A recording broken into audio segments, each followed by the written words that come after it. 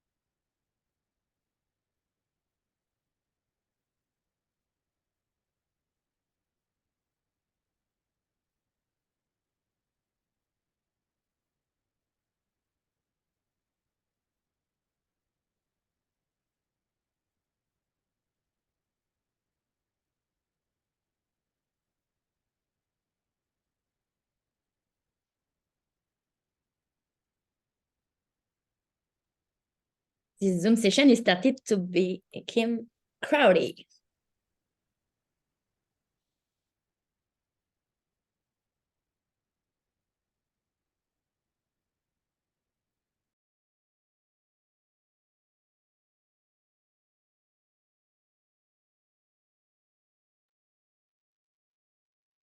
How are we on schedule? Do I start with a little introduction or do we wait like 1 minute more? Eva and Mapotics, what do you think? I would wait 2 more minutes and then we see.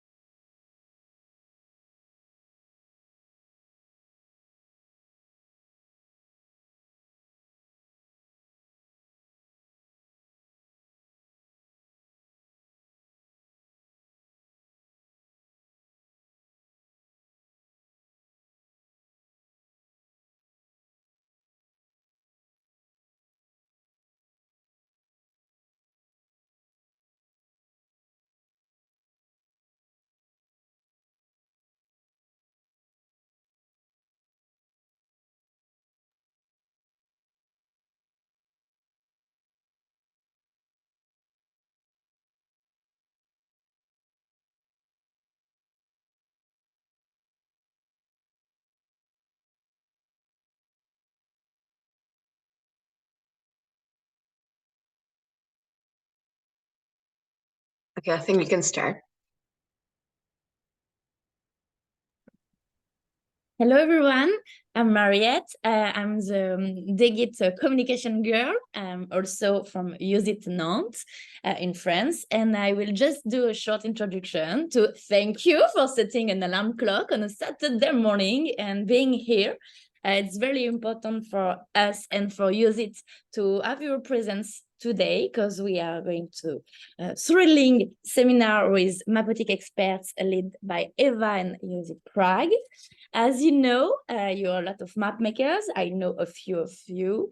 We are doing paper maps and we have all this specific graphic design and all our vibe about the Use It network and its values, but also our city, our inhabitants, our local culture.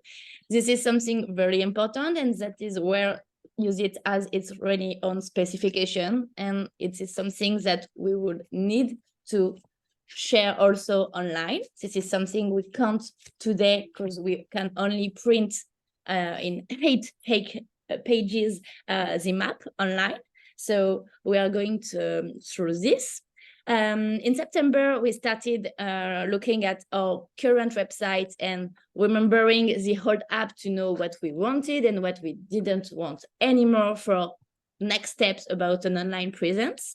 Today, we are talking about maps online and also how to easily fill in our content after spending so much time on this precious gem and also spreading the word online. And in November, we will next have a special coding lesson in order to understand a bit more about the technical aspect and give you keys to create and develop your own Use It Nantes city website and Use It in your town website. This is the first part of the Digit project to digitalize Use It again. So thank you for being here, and I leave the floor to Eva.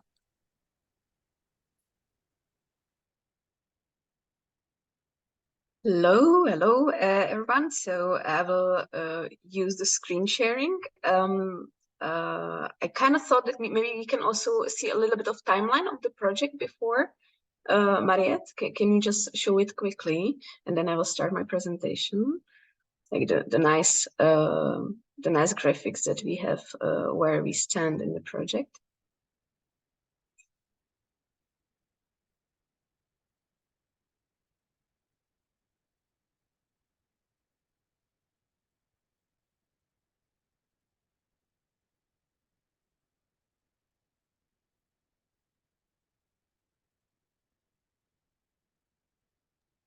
Sorry for the technical moment. It was sent to be on the presentation, so I didn't prepare it.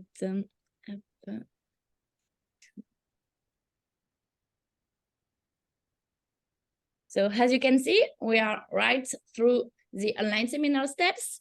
Next, in February, we will have a special hackathon in Wrocław, Poland, in order to create your own city website with everything we tested and want to test with all the 3 seminars contents. And this will help us to test Sting and have study cases. In June, at the end of May, you know, we will meet in Prague for the yearly Use It meeting. And it will be also the key moment to show the different study cases with 4 websites to create. So keep do not hesitate to willing to participate for your city. And with all of this, we will be able to know what we want and ask developers to create it in order that in September 2025, we will share in Nantes, France, here, the reveal of our new online presence. Thank you very much. Okay, then I'll continue with my little presentation about the program. It will be quick. So the goal of today's seminar is to offer you guys a general knowledge of the existing mapping tools and to also train you as time allows us to use them. who is who? So Tomáš and David are the team of Mapotic, so experts that are connected to our Prague team. Me and Teresa, we will be hosting you and providing technical support. Mariette, Patrick, Ellen, Adrian, Magda, and Piotr. I don't see Magda and Piotr. Maybe they will join later. They are part of the Git team. And you use it community and maybe also other interested parties, because we kept this seminar open. So I wanted to explain a little bit who is Mapotic, because it might be a new word for you. So they actually were with us since 2013. Then there was a big gap where they weren't with us, but we actually invited them as experts for our feasibility visit in 2013, when we were preparing materials for the previous app that collapsed during COVID. So there actually exists this need analysis, a very detailed one, where Coex and then later Mapotic was involved. This would be all available later, maybe for further use if needed. Are we here? And this was the feasibility visit. You can see how many cities were at that time in 2013 in Prague meeting and discussing what should be part of the former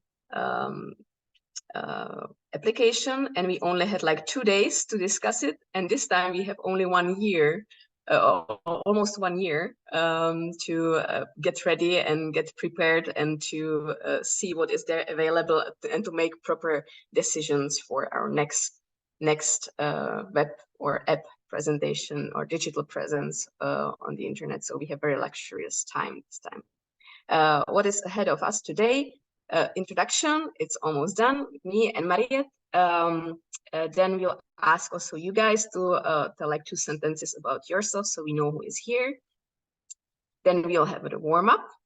Then Tomáš will start the main program, the presentation about the mapping tools and yeah, all kind of things connected to it.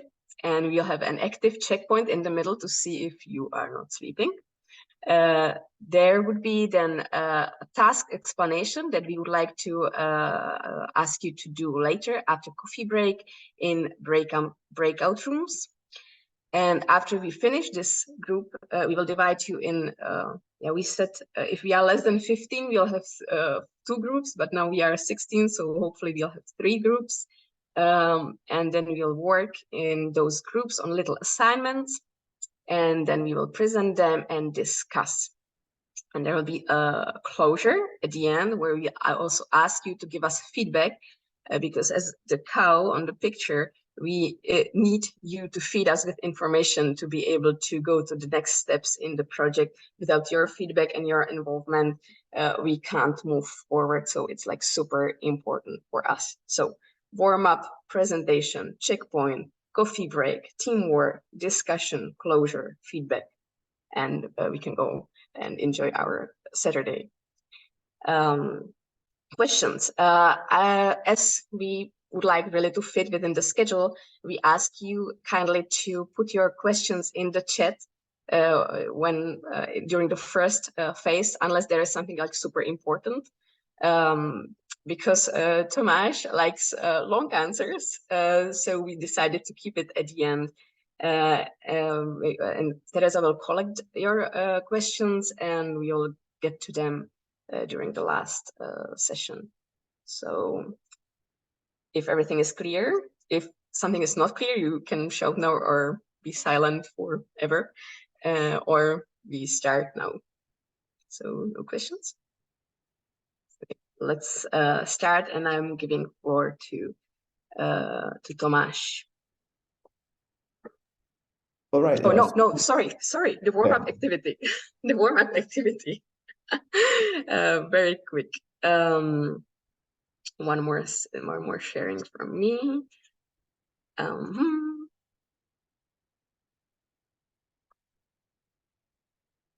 And Teresa, can you please share the link for this Jamboard?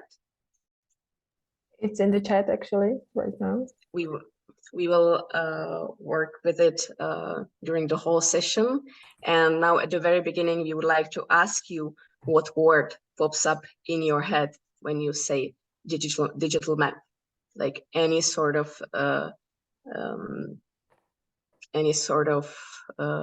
association you have with digital maps, and you can use these what is the English word? Help me. Post-its, and you know the gem word. If you participated any of Use It meetings, you know how to talk with it. So just give us some nice words.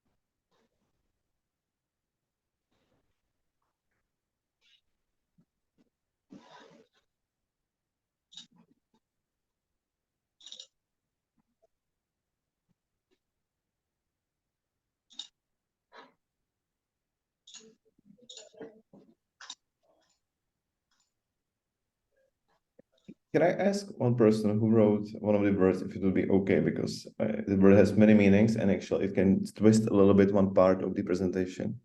If the person who wrote dynamic, could he explain what he means by dynamic? Does it mean like the objects on the maps are moving, or does it mean that the data within the maps are moving?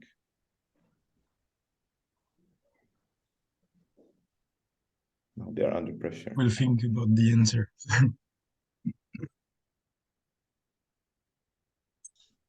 No, I was more maybe it's not the same meaning of dynamic that some programmers or engineers have in mind, but I was, yeah, maybe more the content evolving. For example, if we zoom at a certain level, then we have a layer of information that can be even more while we're zooming more. I have some example in mind. Is it enough as an answer? It's fine because Okay. word movement is something that we use quite a bit, but I was assuming that the meaning that what we are assigning it to in Mapotic is a little bit different than person also thinking.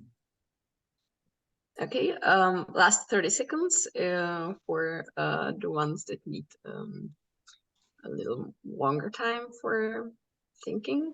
And thank you very much. Again, this was just a warm-up activity, but we will definitely collect these later when we are looking at the results of this workshop. Okay, so now I give floor to Tomáš. Sorry for a mess.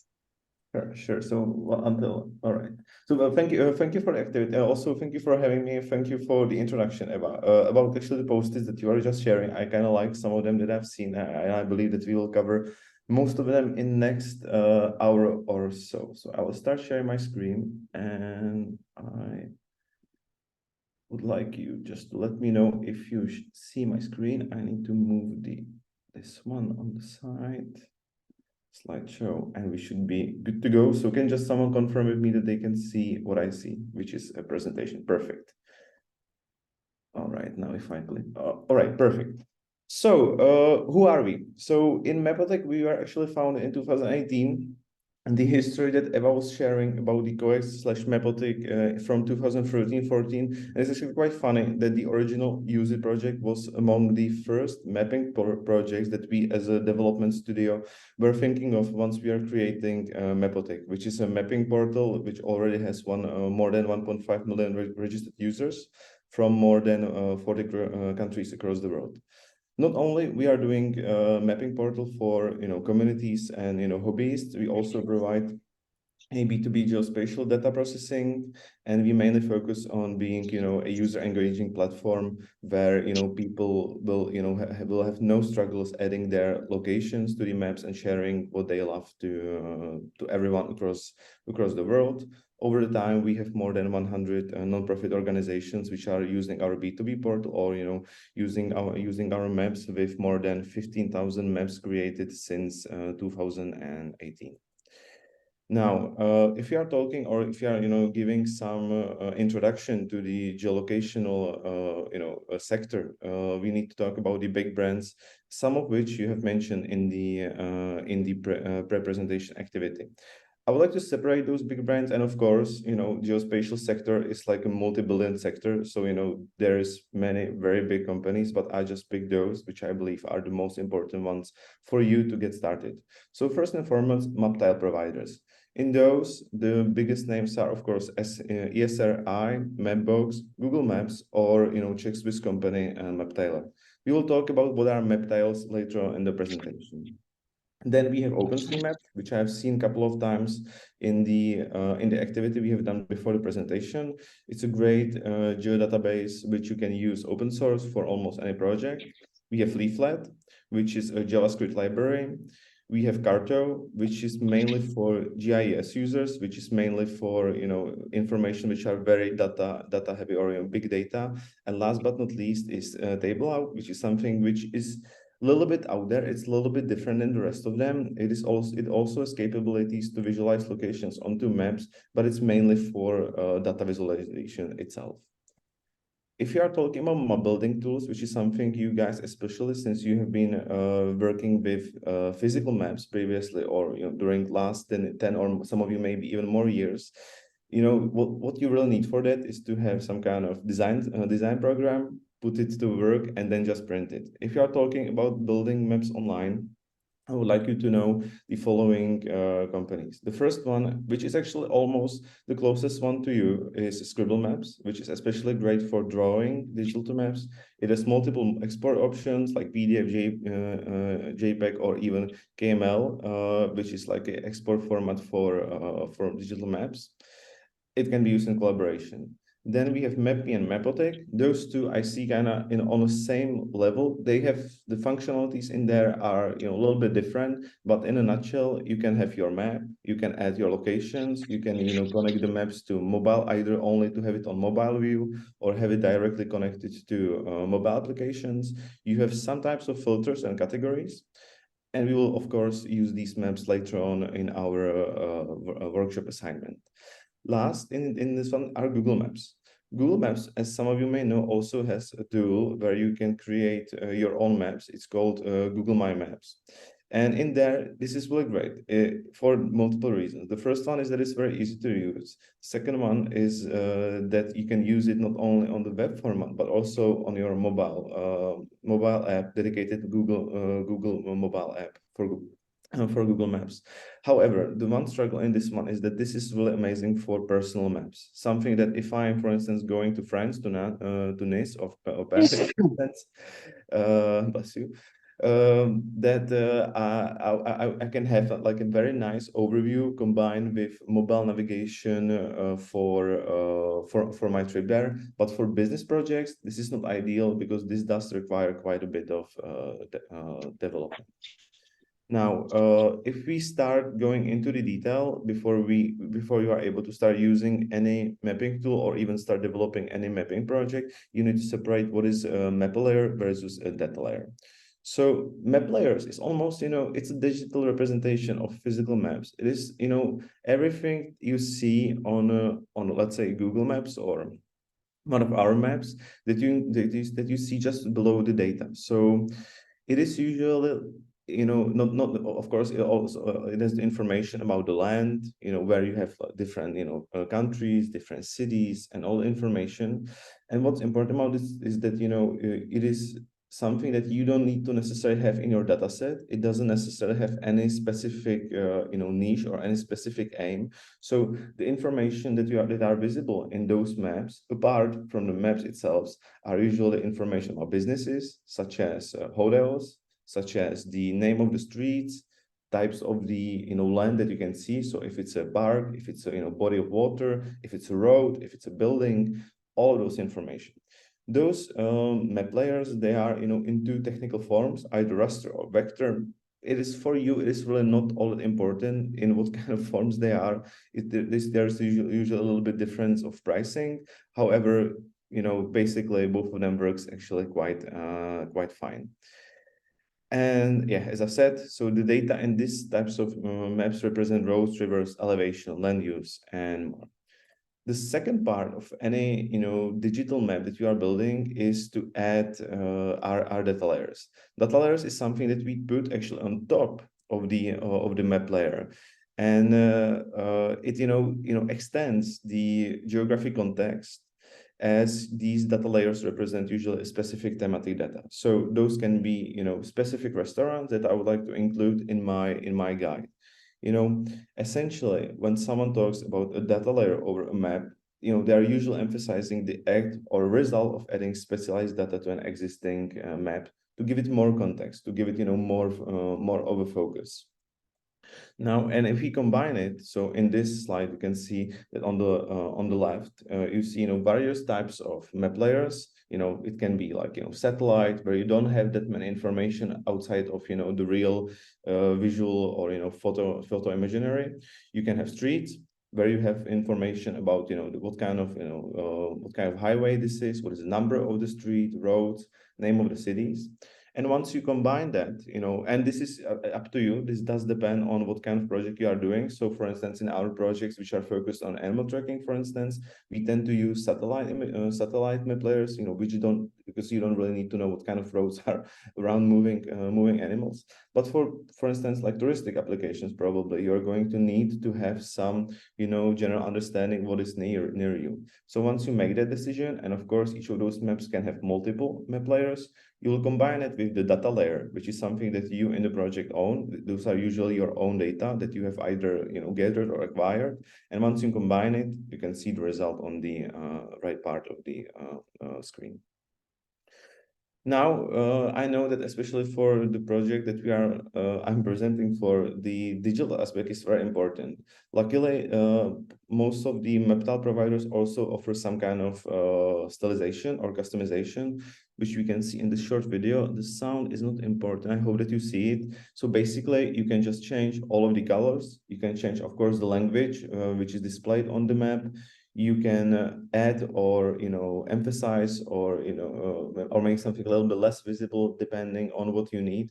So basically, in a couple of clicks, and this is also one of the assignments that we'll have at the end of the presentation, you are able to create very custom and very own map layer. Did we? Okay, good. Regarding that, on the picture, you can see that I was able in a couple of minutes to create a map where the sea is red, where and the land is actually this purplish color. And here is just overview that all of the organizations or the big brands I mentioned at the start, Google, Maptiler, Mapbox, they all of them have their own studios or cloud consoles where you can style the map to your liking. One note in here, Google used to have that located on console.cloud.google. Or actually, that's the current location. Previously, it was mapstyle.withgoogle.com. I like this a lot previously. It was actually a lot more, it was usually a lot easier to work with. Nowadays, it's always gets a little more tricky with Google.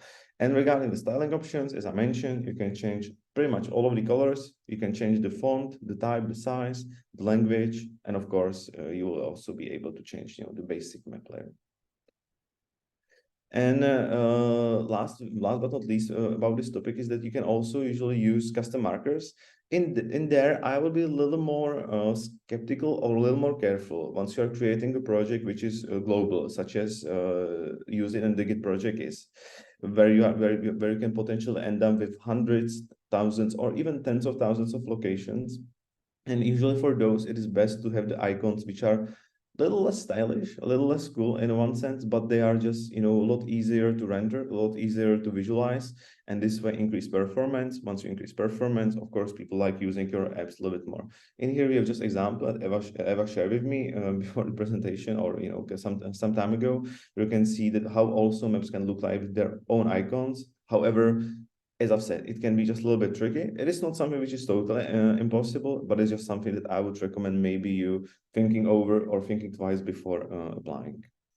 Now, what do we actually visualize on the map? Those are, something we call location or geolocation data.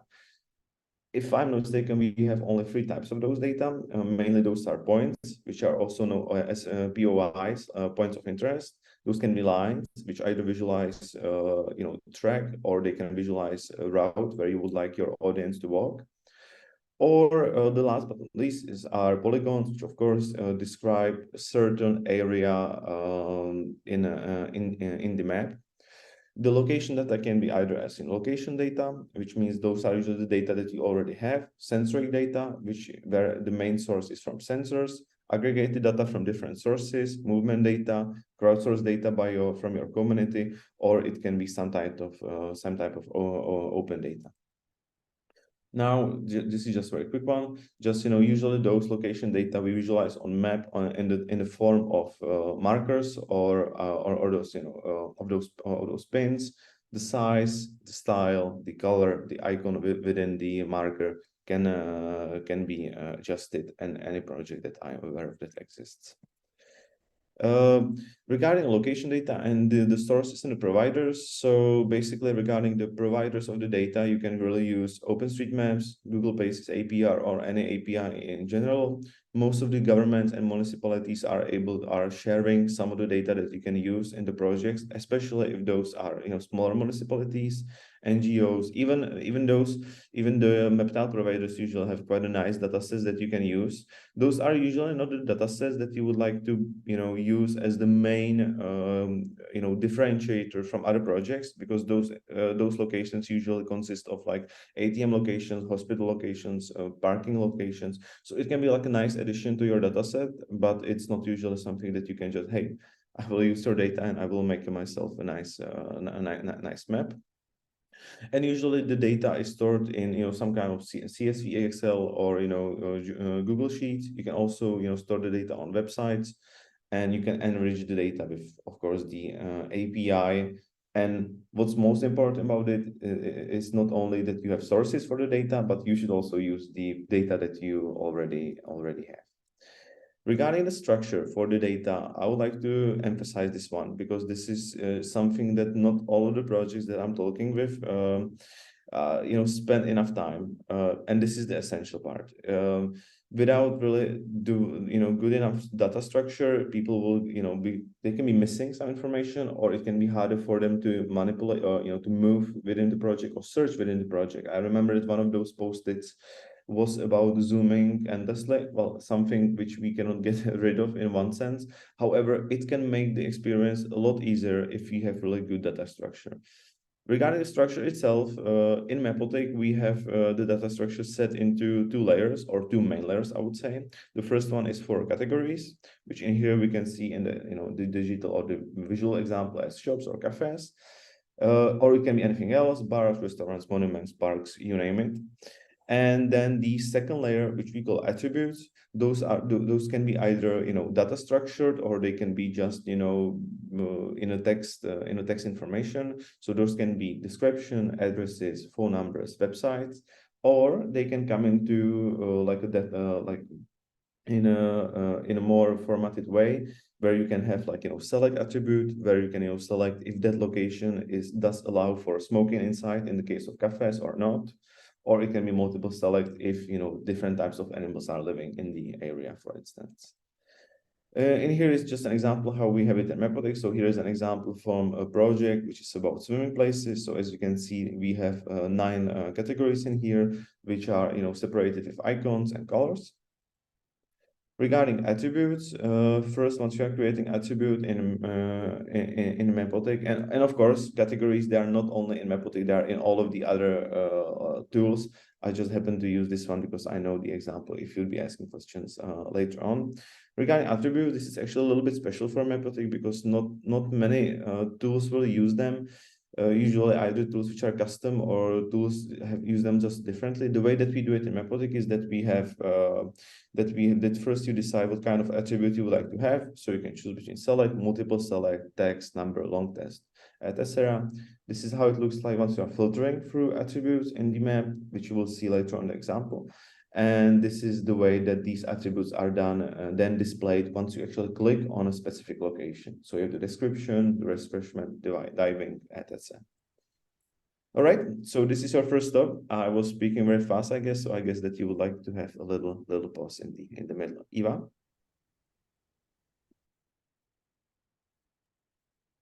Yes. So would you like to share this, or shall you stop screening and I will share the screen? I will try to share it, but if it breaks, okay. Maybe you can just jump. All right.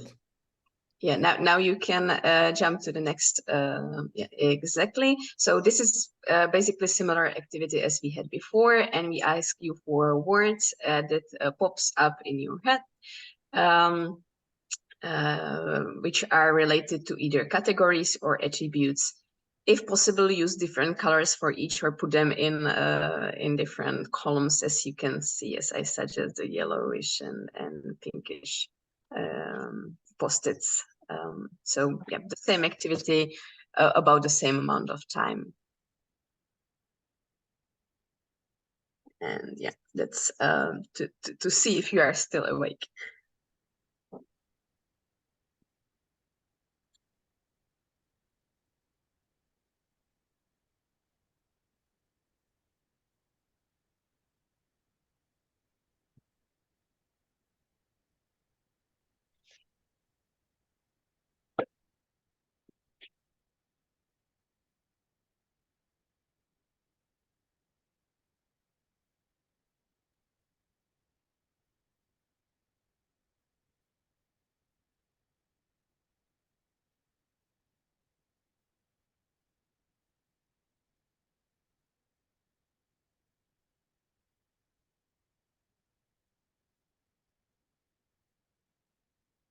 Okay, now Ellen is writing. I think it's good to answer this question now, not at the end.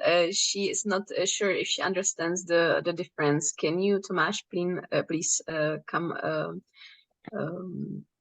back to that and explain a little bit what is the difference?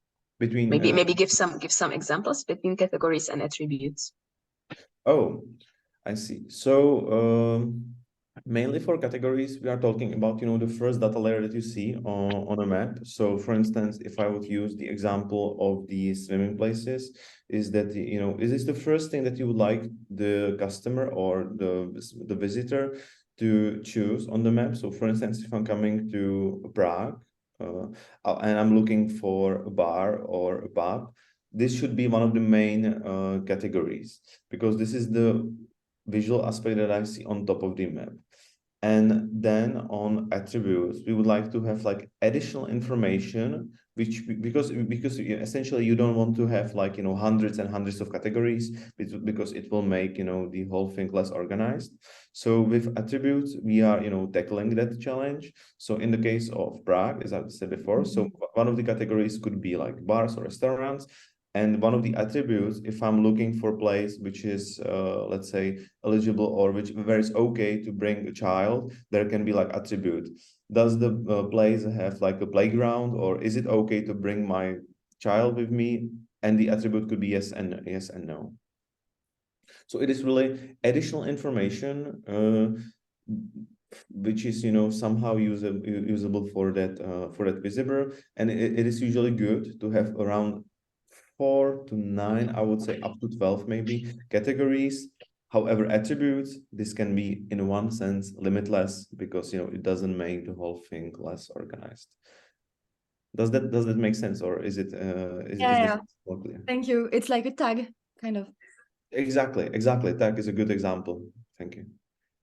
I think even like later maps of use it don't use categories, and they use just attributes. So I think map of Olsztyn, for example, they just put there if there is a drink, eat, and wheelchair accessibility. So in paper maps, we usually use categories, but lately I think attributes are more and more popular, like veggie place and so on. Hmm.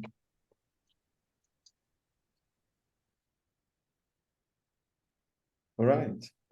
So maybe we can have like very short discussion about this one, because this is, as I mentioned, like the trickiest part, and actually the rest of the presentation is a little easier and a little faster than I anticipated.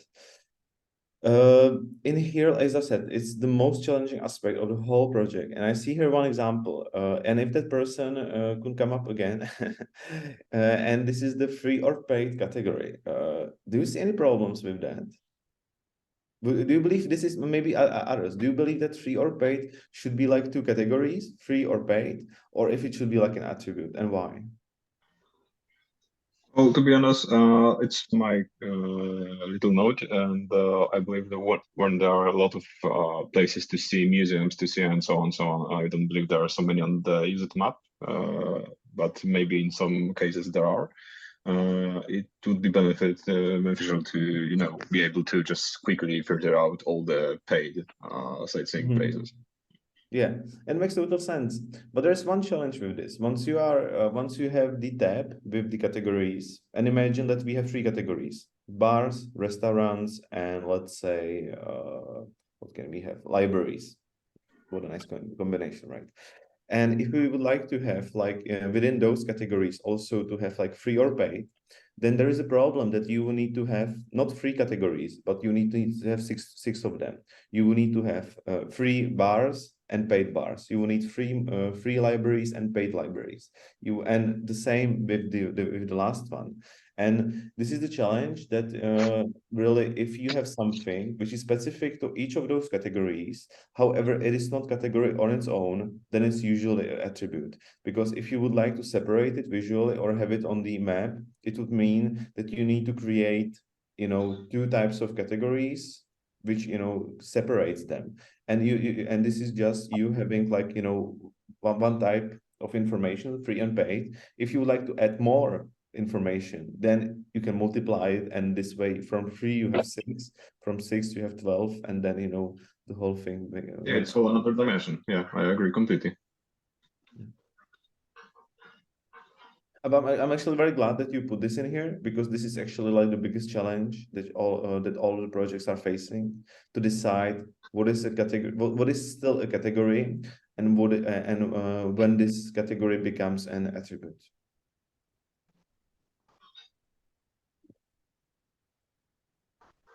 All right. I'm looking on the rest. This is to be sure.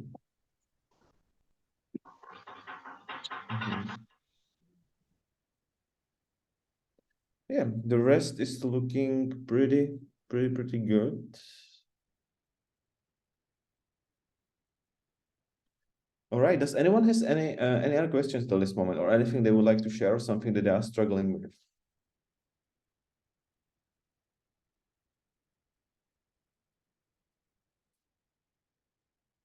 All right. So, Eva, I guess that we can continue, right? Yes, we can move on. Thank you. All right. So everything is still working in here. Yeah, perfect. Now, once we have the basic data structure, of course, storing your data in Excel format, and and especially if you would be creating a new project from your physical maps, it's always a good step to start with, organizing the data somehow in like some kind of Excel sheet, CSV file, or whatever you just like using. With all of the tools, really, you can set up manual or automatic imports. What is meant by that is that you are storing your main database in your Excel sheet, and once a week, once a month, depending how often you updated that main database, you can just manually import it inside the mapping tools such as Mapotic, mapme, or Scribble Maps, as I shared at the beginning, or to your Google Map. It is just essential really to keep the data in a structured manner, because of course, if you misplace some of the information, it can make less sense, or it can make the data invalid. Some of the main data columns that I'm just used to seeing in all the project is that, of course, there's some kind of mandatory data, such as the name and the category that that location is associated to, some kind of geodata, which usually is assigned as GPS coordinates, or it can be like the full line of address, which sometimes can be tricky because, as we know, if anyone has been ever shipping something from very far away, you see that some of the addresses looks a little different than the ones that we are used to. Special data, which can be like ratings or comments or information like or additional information outside of the data set, or the custom data, which could be custom attributes, which we have talked about previously. Now, regarding data enrichment, I have mentioned this as in one of the slides about the data sources, and this is something where you have your basic data set. I will again use example of touristic application for Prague. So, for instance, I have all of the best bars or all of the best monuments from Prague in my map. However, this is cool, but there's still lots of data that I can use or that I can add to that data set, which can make the whole experience of people who are visiting my map a little nicer. Because we can also create connectors, usually through API, where you can have specific weather predictions for that location. So if I'm clicking on Prague's castle, I can see what kind of weather prediction there is for next couple of hours or next couple of days. We can also usually, take information from Google about the busy hours, how busy those places usually are. And you can also, of course, add their live events, which you can also, work with in your data sets. Not only you need to always use, this is just a cool example from one of the projects we are doing some time ago in Slovakia. Not everything is digital in this world. You can also use physical sensors.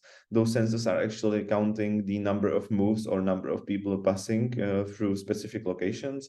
This is actually information which is not for public. This is for the Tatra region, where they can tackle or find out how many people are moving where, because it is actually quite tricky to know, because all of the information you have for tourism, you usually can find information from booking, how many people are booking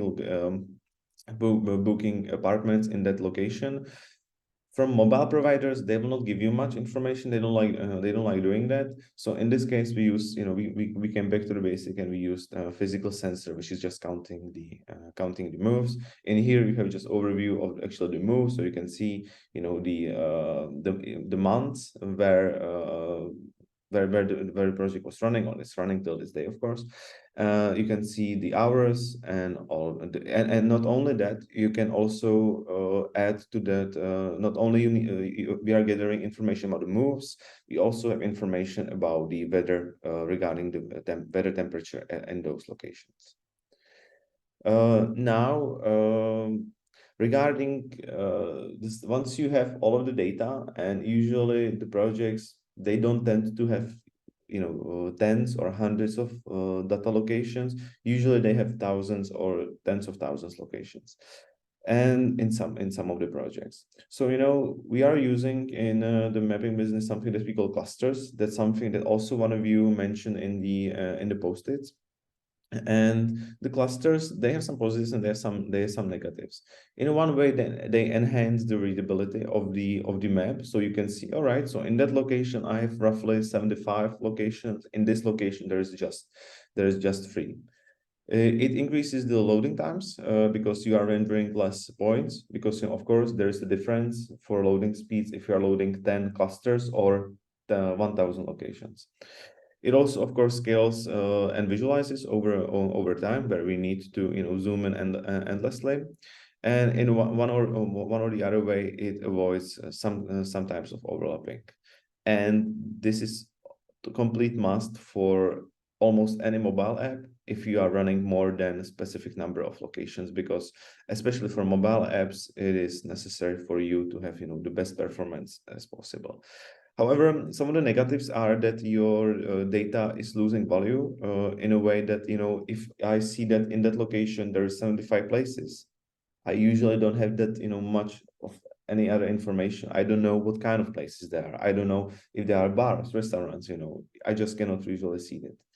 And this makes, of course, decisions a little bit harder on the map. Move. Okay, good. So here's an example how standard clusters looks like. And here's another example that, in the web format, there are some projects where you don't need them. But as I've said, in mobile apps, this is not usually the best way. In here, I have 3 other examples how clusters are looking like. On the first one, this is actually a bad example where I believe clusters, since this is a map about only one dedicated object, which is, of course, the very popular Lime scooters, if I'm not mistaken. And as you can see, this does not really give you any information. I have almost a hard time telling that this is actually a map of Prague. In the middle, we have example of Ricola, which is a bike sharing application in Czech Republic, where you can see that once you zoom in, you can actually see the points of interest that I would like to see on the map. And on the right, there is actually another example of types of clusters, because not all clusters really need to have the number in it. The visitor or the people or the visitors or the users of the app, they are not usually that they are usually quite smart to know that that green marker actually means a cluster rather than a specific place on the map. One other thing that we can also mention, not only as something that Eva told me that you might be using in the future, not only all of the data must be in the type of one dedicated location. They can be, of course, routes. So routes are usually quite problematic in the way that you import and export them. However, there is actually a smart way how we can use routes almost with any tool, and that is that you can create a route in Google Maps and you can export it. And once you export it from there, you can import it to any other tool. One point regarding routes in mobile applications, because usually people expect that once I have route in mobile application, I can right away start using it as a navigation app, right? However, navigation is quite challenging. So most of the applications, not only applications that we are developing, but applications that we see from our competition or that we see in general in the market, usually have the strategy that you have a specific location, and if you like to navigate to that location, small pop-up will open and it will allow you to open your designated navigating app, such as Google Maps, Waze, or anything else that you like using in your country. Last but not least, regarding specific types of data are polygons. Here in this example, you can see a polygon in the bright, or in the I will say bright green. And polygons are a really cool thing. I know Eva told him that you are maybe not thinking about using them, but I believe they can be cool in especially areas where you would like to educate maybe the audience where is it okay to move or not, or it can be used for specific events. So for instance, in this is just an example. This is a project for ice hockey championship in Prague, where we might participate in the future. And in there, we were just demonstrating that you can use polygons just to explain to the fans where is the fun zone and where the fun zone is not. Now to the mapping tools. So I'd like to start with Scribble Maps. Scribble Maps is, as I told you in the beginning, this is actually something which is really great for drawing on a map, which is a little bit odd for me because I'm used to working with data rather than drawing on the map. And as you can see, Scribble Maps are a little bit, I would say, old school regarding their website. However, if you really play with the Scribble Maps, you are really able to create maps such as this, which even doesn't look like a map. If this was used as one of the examples that Scribble Maps have on their website, and if I'm not mistaken, this showcases different types of pipes which are in a specific locations. So with Scribble Maps you can really draw.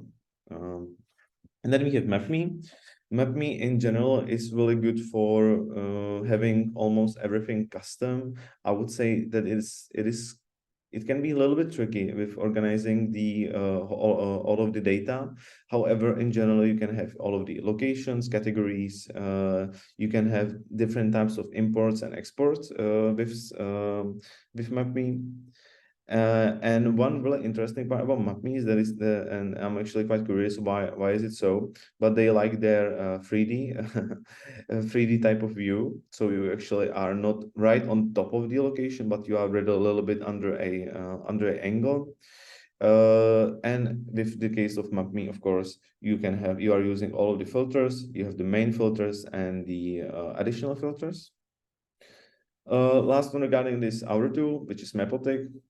As I've used this example some time ago. So in one of the things that we are a little bit different is that we really focus heavily on the categories. Once you click on this button next to the categories, you see the additional data layers with attributes. Here is just overview that how we work with categories. So you can have the categories, the attributes, and yeah. And something which also makes us a little bit different, I believe, is that we really focus on the data structure and the not only the user engagement, but also the the community organization. So with Mapotic, you can have multiple administrators, you can have people with private access, you can have pretty much all of the control over the audience and all of the locations. To sum up the presentation, I just created a couple of schemes where we can talk about how to create a mapping project. So I would separate the whole process into five basic steps. First and foremost, of course, you need to know your goals, what you need to achieve with the project. And I know that this sounds a little bit stupid because everyone, of course, knows what they are achieving with the map.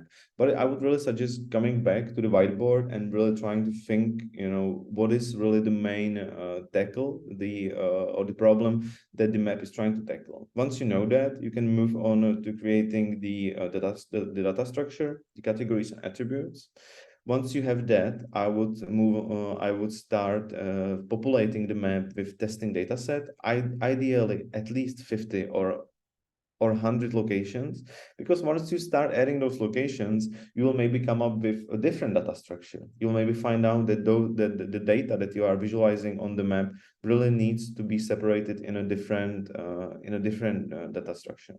Once that is done, you can move on to the beta test, of course, just to find out from your audience if this is solving the problem that you have set up in the beginning. And lastly, you are finished. Hooray! The map can get published if it doesn't need any fine tuning. Okay. Regarding I have this a question, if I may. A little bit back about the mapping tools that you showed. If I understand correctly, they allow us to populate the map available on the site with our list of points that we've prepared, possibly adding some attributes and categories to them. Yes. Yeah. And do they allow for export of the data? So Scribble Maps, if I hope I'm not mistaken, of course, because I'm most used to working with Mapotic and mapme, to be fair, but Scribble Maps, I don't believe they allow you to have different types of categories. They will allow you to draw on the map. However, all of the tools allow you to import or export your data. I believe that all those tools are mainly using the same types of formats. And I wanted to say one other thing. With Scribble Maps, this does, if I'm not mistaken, only allow you to visualize points or like the locations itself, maybe with some description without the data structure. In the case of mapme and Mapotic, once you have your data in let's say that you have all of the data in Excel sheet. Well, I need to visualize it. And this is why you are using such tool, because you would like to visualize the locations on the map that you can then share. Does that answer your question? Well, I maybe to just expand it a little bit more. Let's say that we have a new team that is preparing to create its own map, and they have prepared a list of points with description, attributes, and so on and so on. But we need, in order to add them to our application or website, we need the correct data structure, right? So those tools allow us to, we can just say to this team, okay, add all your points to the Mapotic or mapme the application, add all the attributes, categories, description, and so on, and just later export the data from this app and send us to us, and we will be able to include your data, your map into our application. Okay, so I will answer that question practically, the way that I would suggest doing it in the case of Mapotic. So in the case of Mapotic, I would create the map, I would create the data structure, all of the categories, all of the attributes. And then Mapotic has, we call this like, this little trick that you can export a blank map, and you export it in a way that all of the Excel file, let's say, has all of the columns that you need to fill in, or that you need to have. So in the case that you would like, let's say that you have your own map and you would like someone else to add their data or add a location. So you have two options. Either they can do it manually. So you can do it one location, one by one, if they don't have that many. Or option number two, you can just share with them the template Excel sheet in which you have the information in which into each of those columns they need to fill in, or they need to tweak the data that they have in the format that your map is using. So you have the name, you have the coordinates, you have the designated category, designated description, for instance, all of the links, and once everything is in the right format, you can just import it.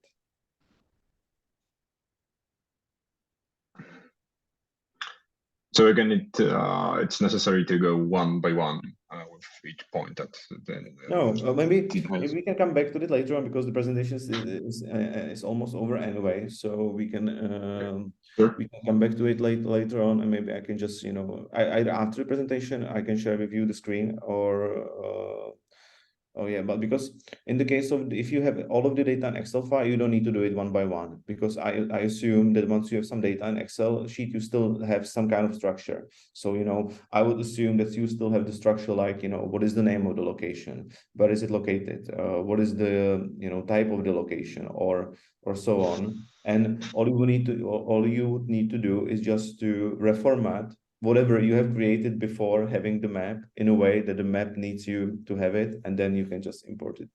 Yeah, but importing everything into Excel is not that easy. It doesn't guarantee you the right data format that you have. It doesn't check if you have put it correctly, and so on and so on. So I just was wondering if we could use the mapping tools to do that for us, to validate the data. Yeah, I know that in the case of Mapotic, once you're importing data and there is some type of error, because you can assign different columns to the structure that you have in the map, and if there is some kind of error, it will point to, hey, this data is not matching anything in the structure you have, so this will a little bit hold your hand. But if I'm 100% honest, imports in general, they just cannot be easy, because of course you are talking about quite a bit of structured data. But maybe, Bartolomei, we can have I can share with you some examples later on after the presentation, so we can sure. Let's go more there. But it's a good question. Because I just wanted to say this starts to be very technical, and we actually will get into the tools testing in the next step.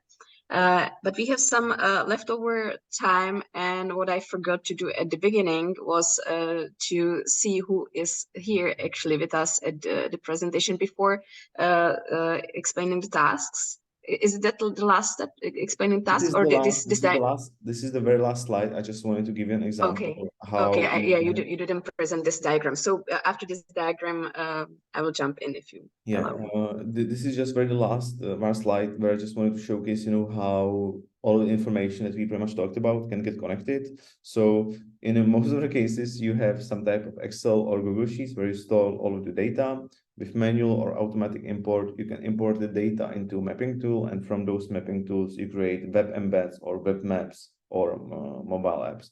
This is very basic. This is how most of our free or maps which are paying the lower tier subscriptions are working with.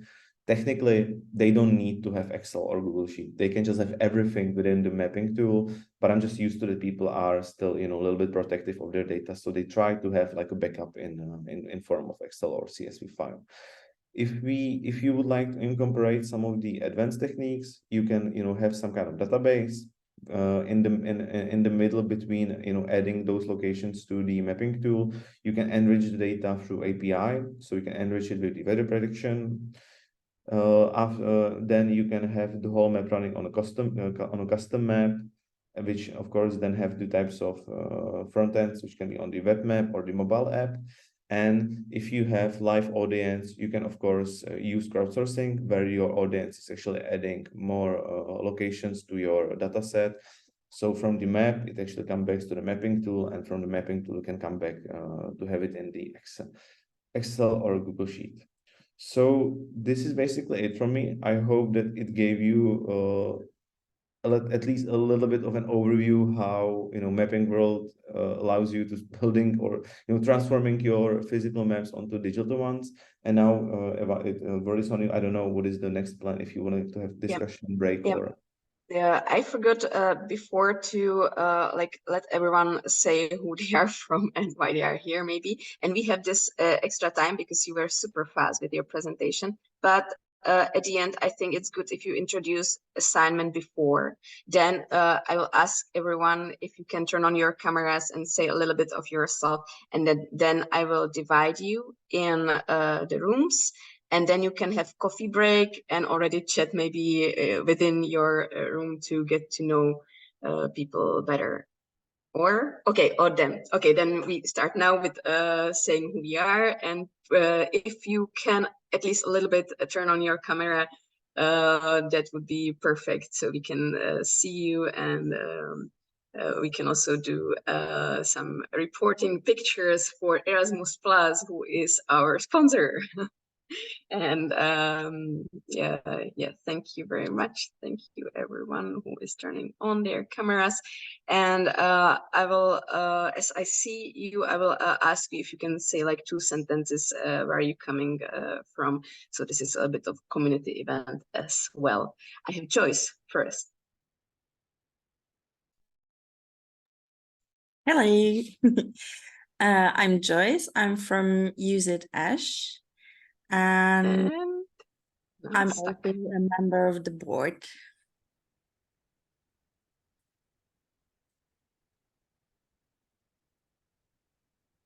It's probably just my connection. The next one is Teresa.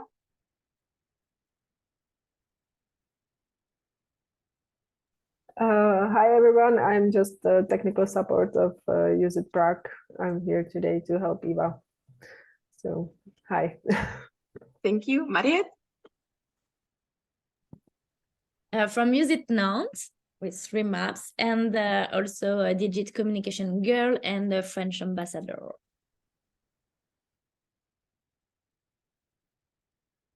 Hélène?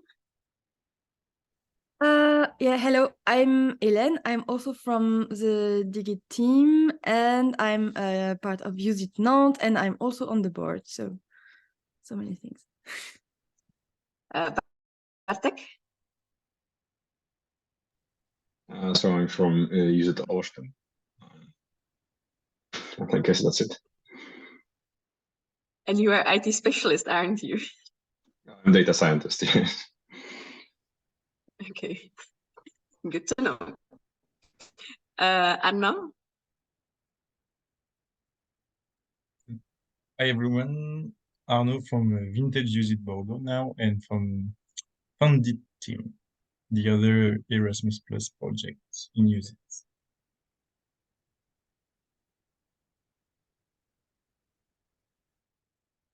Cyril?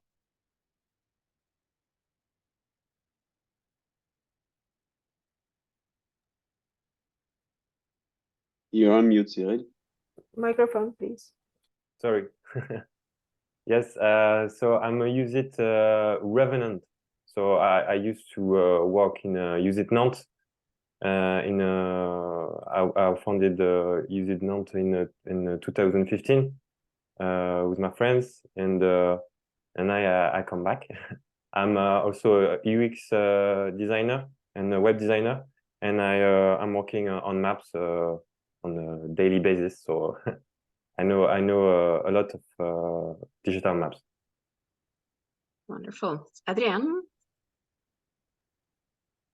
So I'm Adrian from Use It Wrocław, also part of Digit, also part of the board. Thank you. Doris?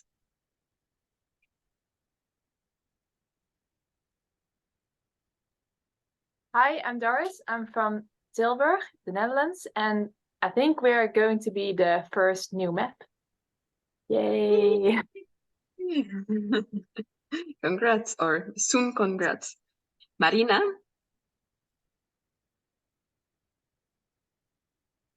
Yes, I'm sorry, I'm making pancakes at the same time for my flatmates. I'm Marina from Use It Lille originally, and then Use It at BBC, and I was writing this whole project together with Eva. So that's it. And I'm now in Paris. Thank you. Sophia? Hi, so yeah, I'm Sophia from Use It Austin, all three of the maps of Use It Austin, and I am also a part of Funded, of the visibility team of Funded. Cool. Tomasz, you probably know, but you can say something. Yeah, I'm Tomasz. I will be having presentation today. No, I'm Tomasz from Mapotic, and we work with maps. We are a mapping tool used by more than 15,000 maps on the world. Great. Okay, now there was a big switch so if I miss someone of you, then you should shout. Linnea? Hi, I'm Linnea. I'm from Use It Oulu, right now the only city in Finland, and we are trying to change that. Once we publish, we'll try to inspire other cities also to create their own maps. So I hope we have that kind of news next year. Okay, good for Finland. Thank you. Marjorie? Hi, I'm from Use It Nantes, and I celebrate my first year in Use It network. Okay, thank you. Patrick, can you speak? Is that okay? Because Patrick became sick today. Maybe He wrote in the chat. Oh, okay. So from Use It Austin, and he is our coordinator of the Git project newly, because we had some switches in the team. Tayana, or do I read it well? Sorry.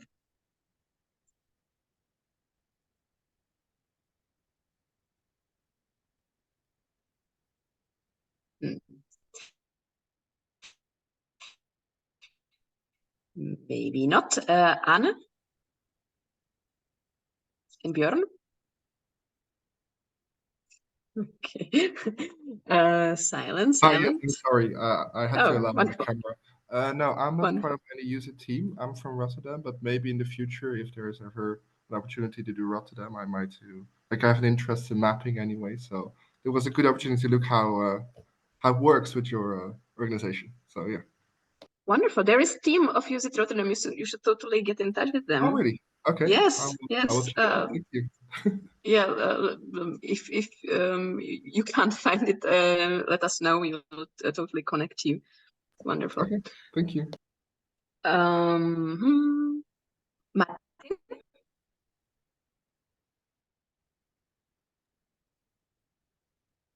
Mostly me, sorry. Yeah, I'm currently trying to. David? And yeah, Martin is saying one or another. Eva, Martin was speaking, sorry. Okay, hello, Martin.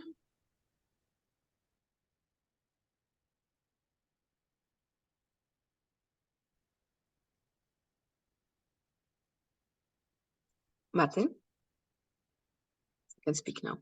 Oh, sorry. Yeah, I don't know if I missed my point. I have also like flatmates around. I'm Martin, and I tried to make one Use It map for Zurich. So yeah, first year in Use It. Seems like it's all people that want to talk. So for the picture, Mariette, shall we try one extra picture? So if you can now turn on your cameras, everyone who can, and we'll do one print screen for Erasmus. Hey. 3, 2, 1, no! Okay, cool. So now to the task assignment. Tomasz, can you explain a little bit, please? Okay, I'm not sure if I need to share the screen, but I guess that we will get separated into 2 breakout rooms or 3. I will go to 3 because we are 22. All right. So there'll be 3 breakout rooms. Each of those breakout rooms will have a specific mapping tool that we would like you to try out and do a couple of tasks. I don't know, maybe if I copy the assignment in here. Things already there a little bit above. Okay. There is a shared I will share it link. for a bit so that you can see what I'm talking about, and then we can add the details to your breakout. So the first group will work with Mapotic, and in each of those breakout rooms, always try to get to know the tool at least a bit, just to play around with it. See what you like, what you dislike, what you are missing, what is not clear, or what is super awesome. In the case of Mapotic, we would like you to create standard categories and attributes from an example that Eva will share with you from one of the existing use it maps. Once you do so, try populate the map with a couple of locations. You don't need to do anything extensive. Just do 1 or 2 to each of the categories, and maybe with the attributes. Regarding the mapme tool, this is quite similar. In this case, just create categories and add information to each of the locations. If you have spare time, try to create main and subcategories, because mapme works a little bit differently with the data structure than Mapotic. And of course, populate the map with locations. In the breakout room 1 or 2, if you have spare time, you can try to add more than just the basic locations, and you can try to add routes, polygons, do whatever you have just time to do. And in the breakout room number 3, you will work with maptiler, which is the tool for maptilers or map layers. And in there, Eva will share with you example of a digital map or virtual map. I'm not actually sure, but your assignment will be to create, to copy the map, just to create your own map tile or own map layer, which will be matching the colors and style of the given example. Okay, thank you. I just added in because this presentation won't be shared when we are in breakout rooms, so it's better if you open the Google documents, where there is also a little bit more details, and Google account that we created for this purpose. Maybe I can screen share so you can see how it looks like. We will be separated in each of those breakout rooms, and I will be jumping in the middle of all of them. Basically, I will start with the Mapotic group, I hope, where I will just give you some basics, and then roughly after 5, max, I hope 5, but maximum 10 minutes, I will jump to the mapme team and help them out if anything will be necessary in there. And then maptiler group, where I believe there shouldn't be any major problems because it's quite straightforward. And then I will come back to Mapotic, and in case any group would need me, I would just jump there. Okay, wonderful. What I did, I was adding the names of people that I know for sure I will add to each group. So if you are wondering which group you are in, you need to look for the person, because the groups probably wouldn't have names. And when I do so, when I divide you in the group, you can say hi, hello, and then go for 10 minutes coffee, and then you have 20 minutes to finish your task. So I will set 30 minutes for the breakout room. There'll be a time countdown for, I think, 1 minute before you are supposed to finish. And you are supposed also to choose one person who will screen share and as Tomasz said, he will visit you during the session and then help you if it's necessary. So just feel free to test and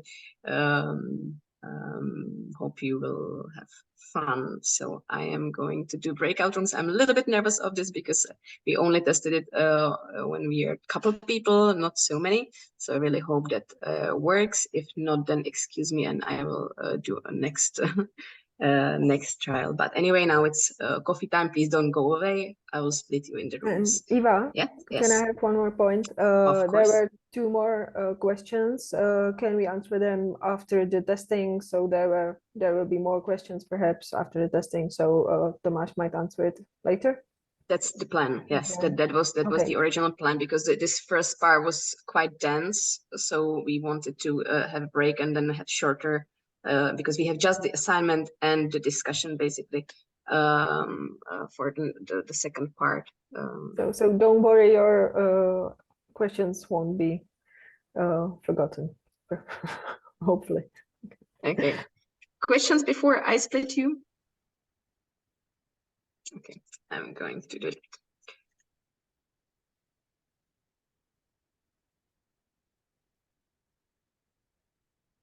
I think you can start having your coffee, basically just stay connected.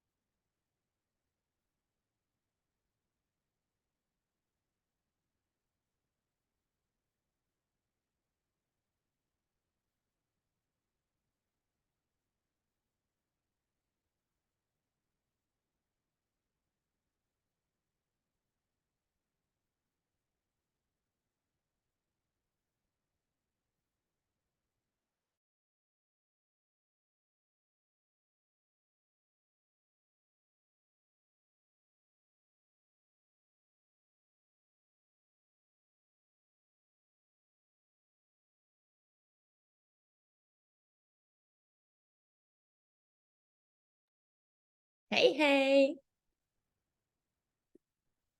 Hi.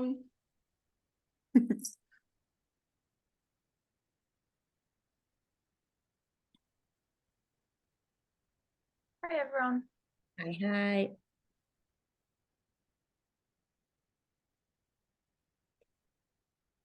So we go for coffee and we meet at 30?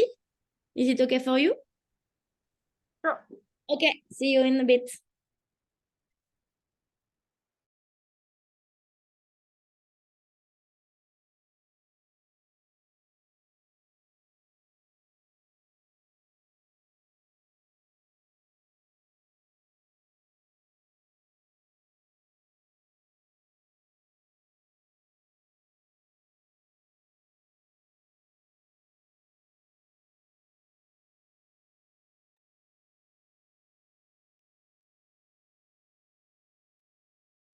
Hello. So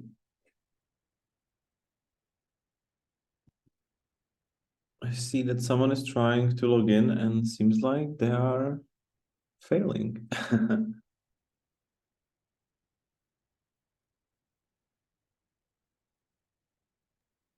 Hi there, Tomasz. Yeah, we were taking the coffee break, but yes, it's not okay with the logging. I just Okay. copied them, so if you can glance at them, it would be perfect. I come back in 5. Sure.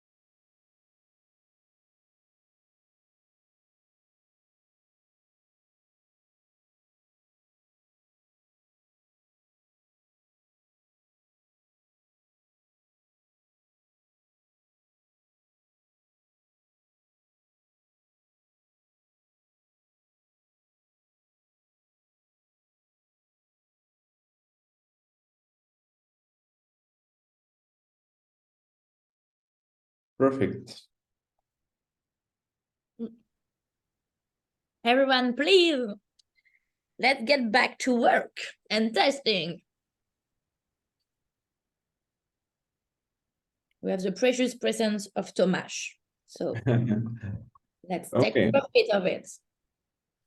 Okay, so you can work in the assignment one step by the other. But one important thing, Mariette, if you click on the profile picture first in here, Here? on the right, no, profile picture on the right. Oh, sorry, I with the chat thing. Okay. Okay, so you click on My Mapotic, or yeah, you can do it this way. And on the left, My Maps, just click on the test digit. Yeah. Perfect. So right now you are in your map. It has absolutely no information whatsoever. So if you would be working with the attributes and categories, I would suggest going to content right now on the left. And in here, in this menu, you will probably spend most of the time for creating the structure. So in here, you would stay in categories. If you click on categories, in here, you can add a new category. And yeah, and basically this way you would create your categories. And then if you would like to add, you probably need to go scroll, and the save if you would want to save it, but you don't need to save it now. Okay, either way. And then in attributes, we just add new different attributes. So you can either keep those or add more. I will probably add a couple more. You can keep those basic ones in here. And if you'll be adding places, you can come back to the map view. If you click on the map.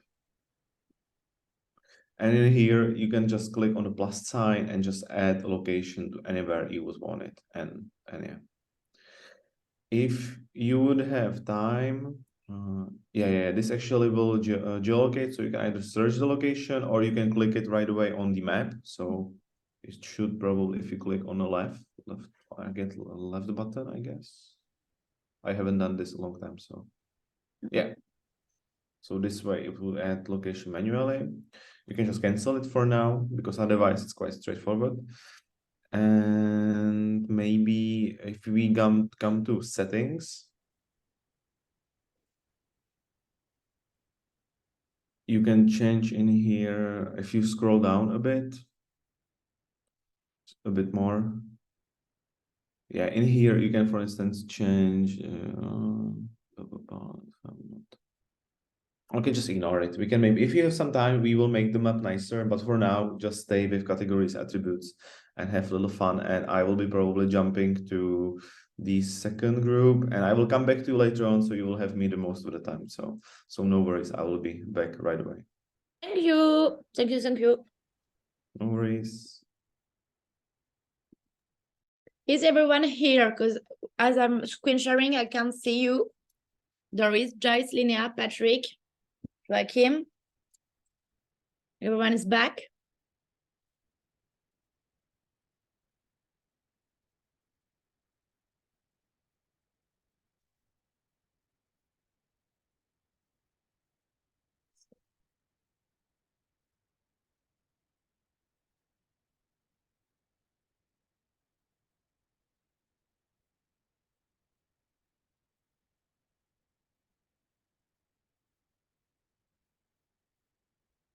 Okay, so first thing, we can discuss categories and possible attributes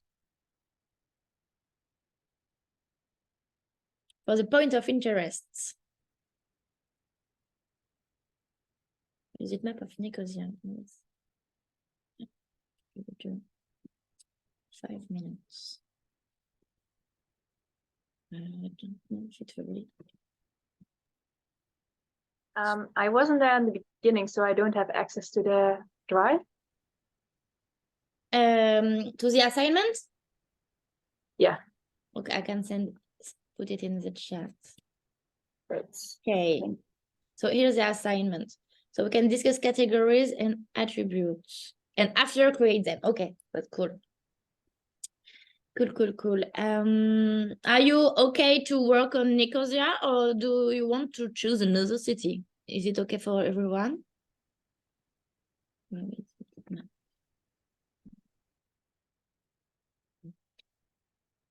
d'abord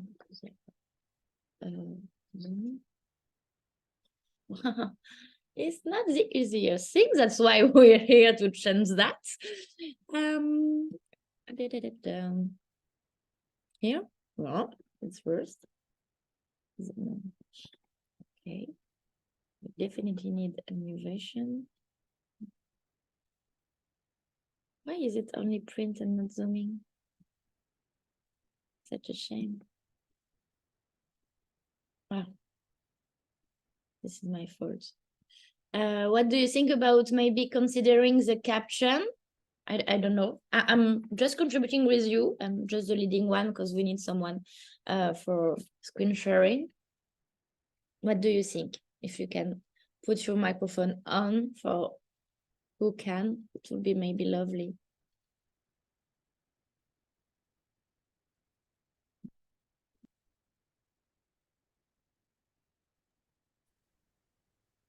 Quick question. Tiana was kicked out. Oh. She asked who to ask to get back in. Eva. Eva. Okay. But I can also tell her. It's because of her internet connection. So. Okay.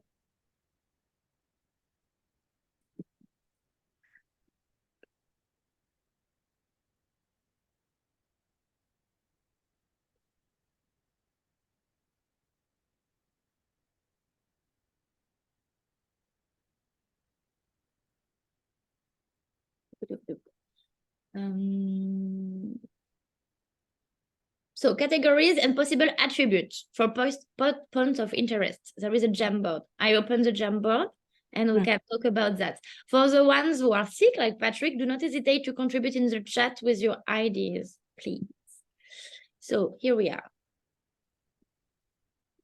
Attributes and categories. And we have the instance. I can't share everything at the same time. So if you can go, I put also in the chat the link of Use It Nicosia, which is our instance.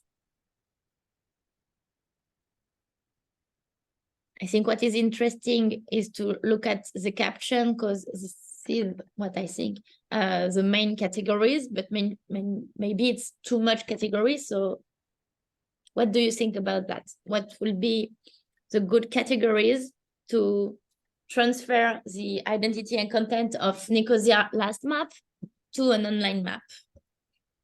So would it be the same categories? For example, I see a museum drain going out. Would that be something to start with or not? What do you think? You would consider every categories of this caption or only maybe the left side or? For me, I think that like art space or museum could go into C as well, or C/U. So there is C. Okay. What else? Hit.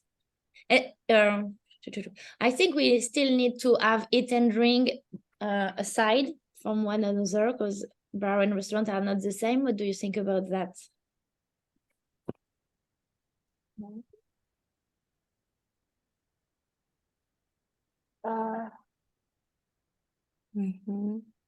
I think actually eat, go out, drink works.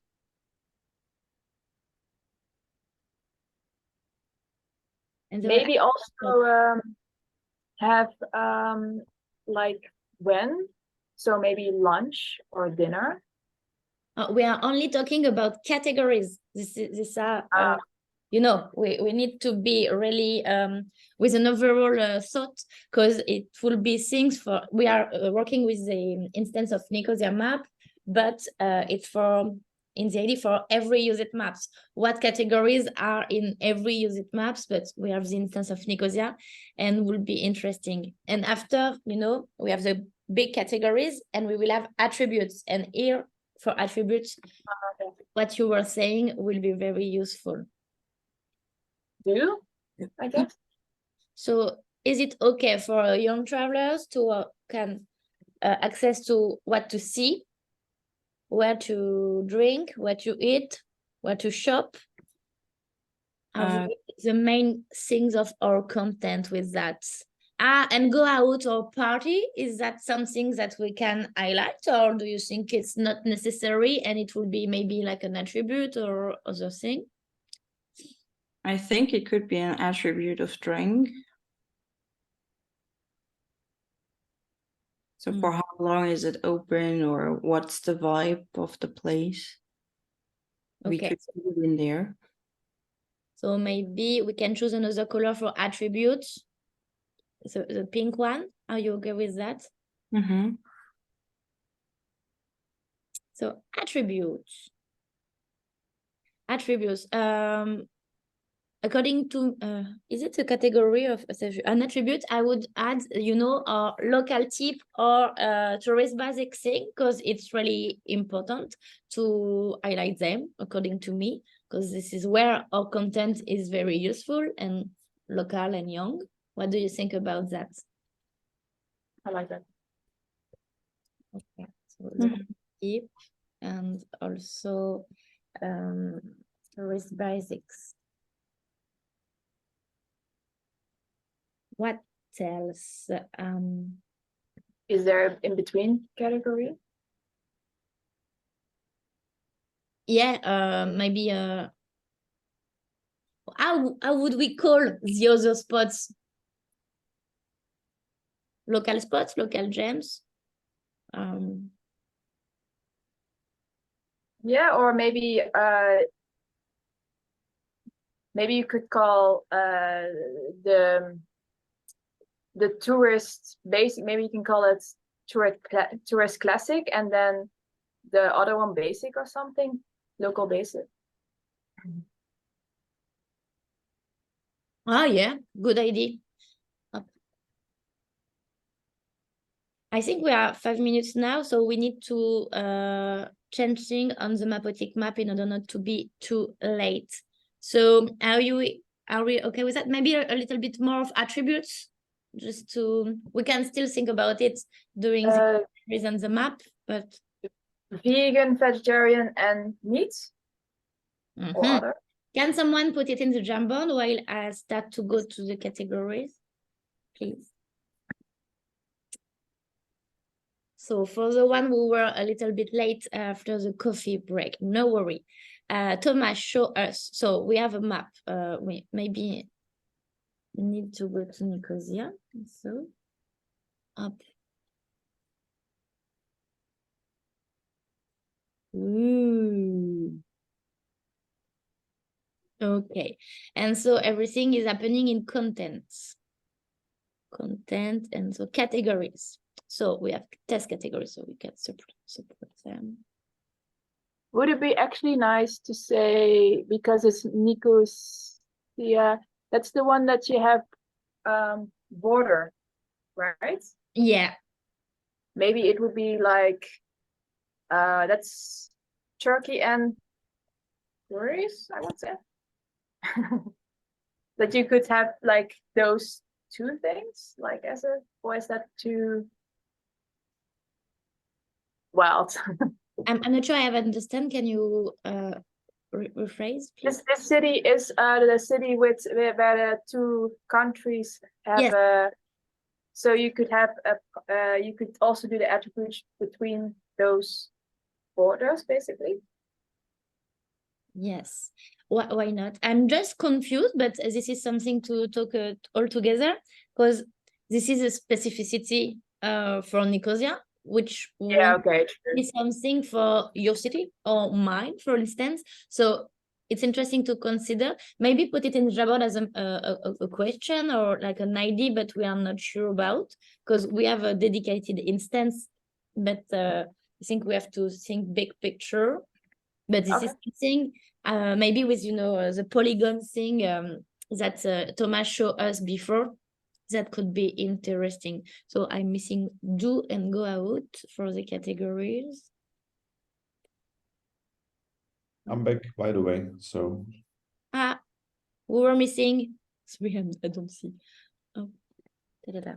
So we are working on the categories. If you missed a bit, you have on the page 3 of the Jamboard, we have decided of these categories linked to the main caption, you know, of our paper maps. And we are still thinking about attributes. And in parallel, I'm putting the categories in the Mapotic tool in order that we see what it does and to show the people after. Sure. 1, 2, 3, 4, 5, 6. Okay, so we have all the categories. Up. Are you okay with the color choice? I was like rainbow. This is up to you. So attributes.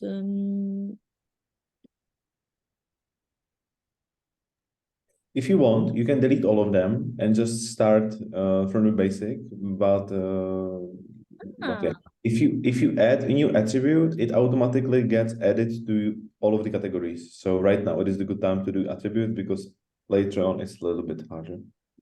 Okay, we still have like 5 or 10 minutes. It's too You much. have still a bunch of time, I believe. I believe you have maybe. Okay. Oh, you have 5 minutes. You're right, actually. Okay. 5. Okay, 5. So Tim, we quite didn't consider the basics of attributes, I think. Looking at the instances, what do you think of it? Yeah.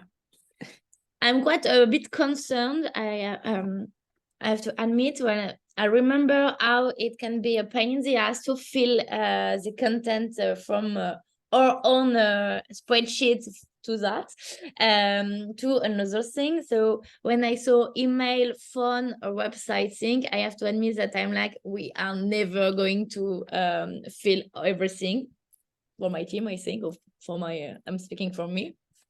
What do you think about that? Or is it interesting, or is it isn't? And I will add this after.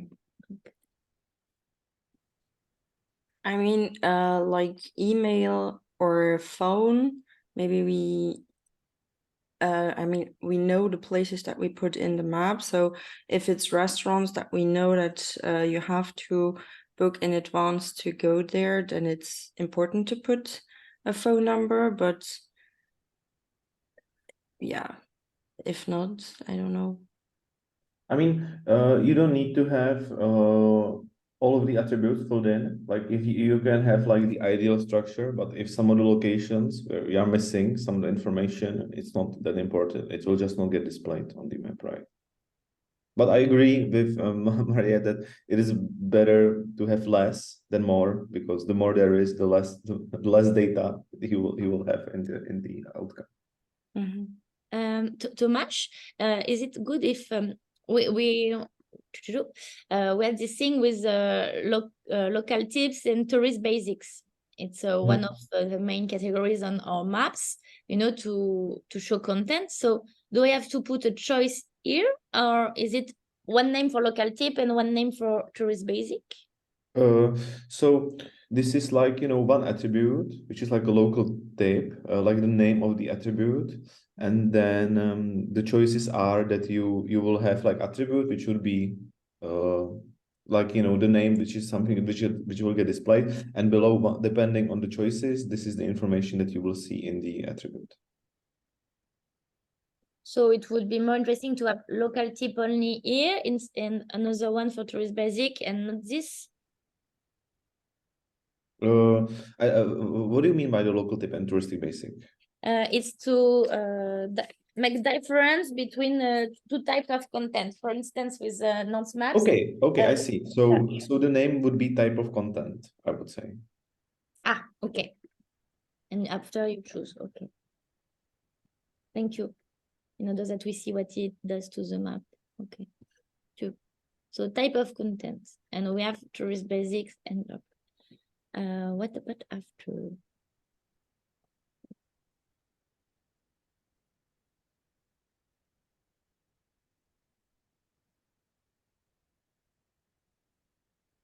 So we have something about diets. We can sum up meat, vegetarian, vegan as, I know, a diet label. What do you think, Tim? No,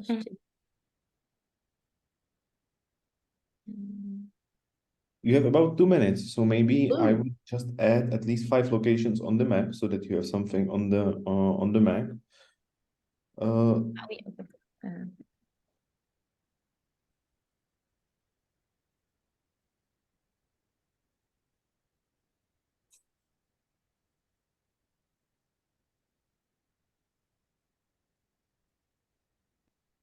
wow. Why? Why? It doesn't want to consider a label. Maybe try using not label. Come here and choose select. If you select the attribute type, don't use label. Okay. Use select. Multiple select is fine. And hit save, this one. Okay. Yeah. And so we need to put on the map one place from the Nicosia map to show. Have you chosen somewhere, people? If we don't have a lot of time, maybe the first thing. What is it? Venetian words, it's a place. Elias, maybe?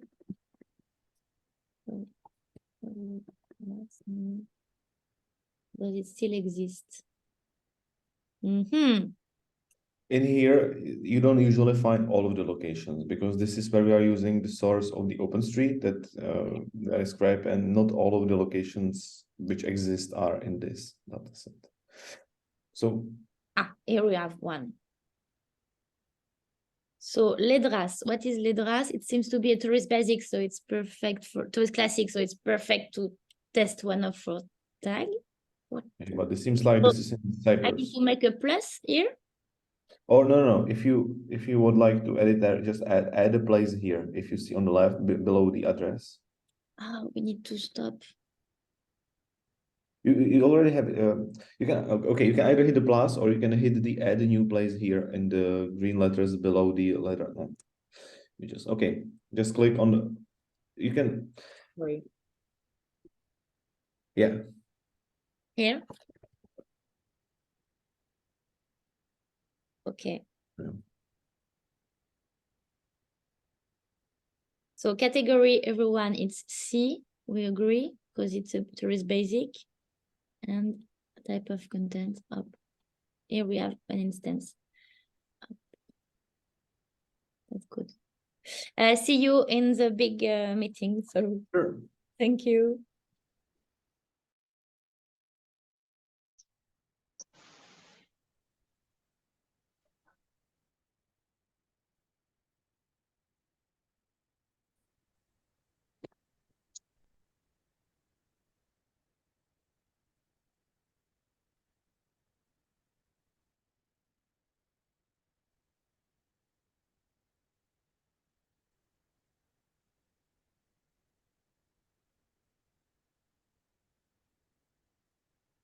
Hello. Seems like everyone is back, but we are 3 people less than we were at the beginning. We lost them somewhere on the way. Would you like to moderate the discussion, Tomasz, or shall I start? You can start. Okay, so maybe we can go from group 1. You can tell us, maybe show us also, I hope that screen sharing is allowed for everyone. You can show us where did you get with Mapotic, and you can also tell us how did you feel working with the tool, and maybe questions for Tomasz. Group 1. Yes, sorry. So we had a quite technical issue with the current Use It map to use it site to access to Nicosia content and read it. So Mapotic, to show you the interface, the back end is looking like that. We had Nicosia map as an instance. And we had to think about categories and attributes to test. So we were a bit running out of time, we have to admit. We choose to consider the main caption the main things of the caption of the maps that we think we all shared throughout all the Use It maps as categories. So about what to see, where to drink, to eat, where to shop, what to do, and where to go out or party. So I show where it is. I don't know. So you go to content, and here you have the categories that you can create with the big, beautiful colors. We love it. And next, we started to think about the attributes that would help us characterize any spot. So we were just beginning, but first and foremost, what is really the essence of the Use It content for us is to have the type of content label with tourist basic or local tips, and also about diets. So we created a label and a diet and just made an instance to show you. It's not here. So if we're going to Nicosia,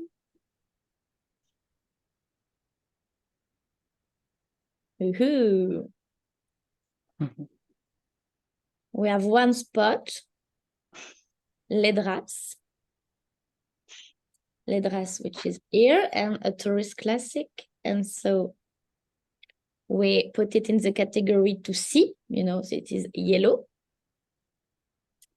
And didn't have time to read all the caption to choose about if there's something to eat, what diets are considered.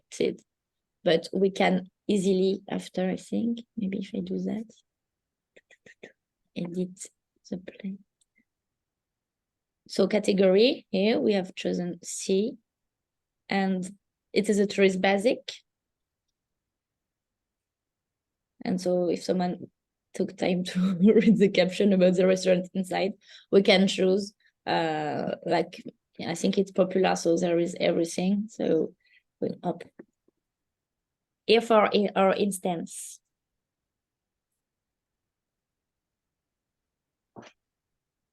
Okay, great.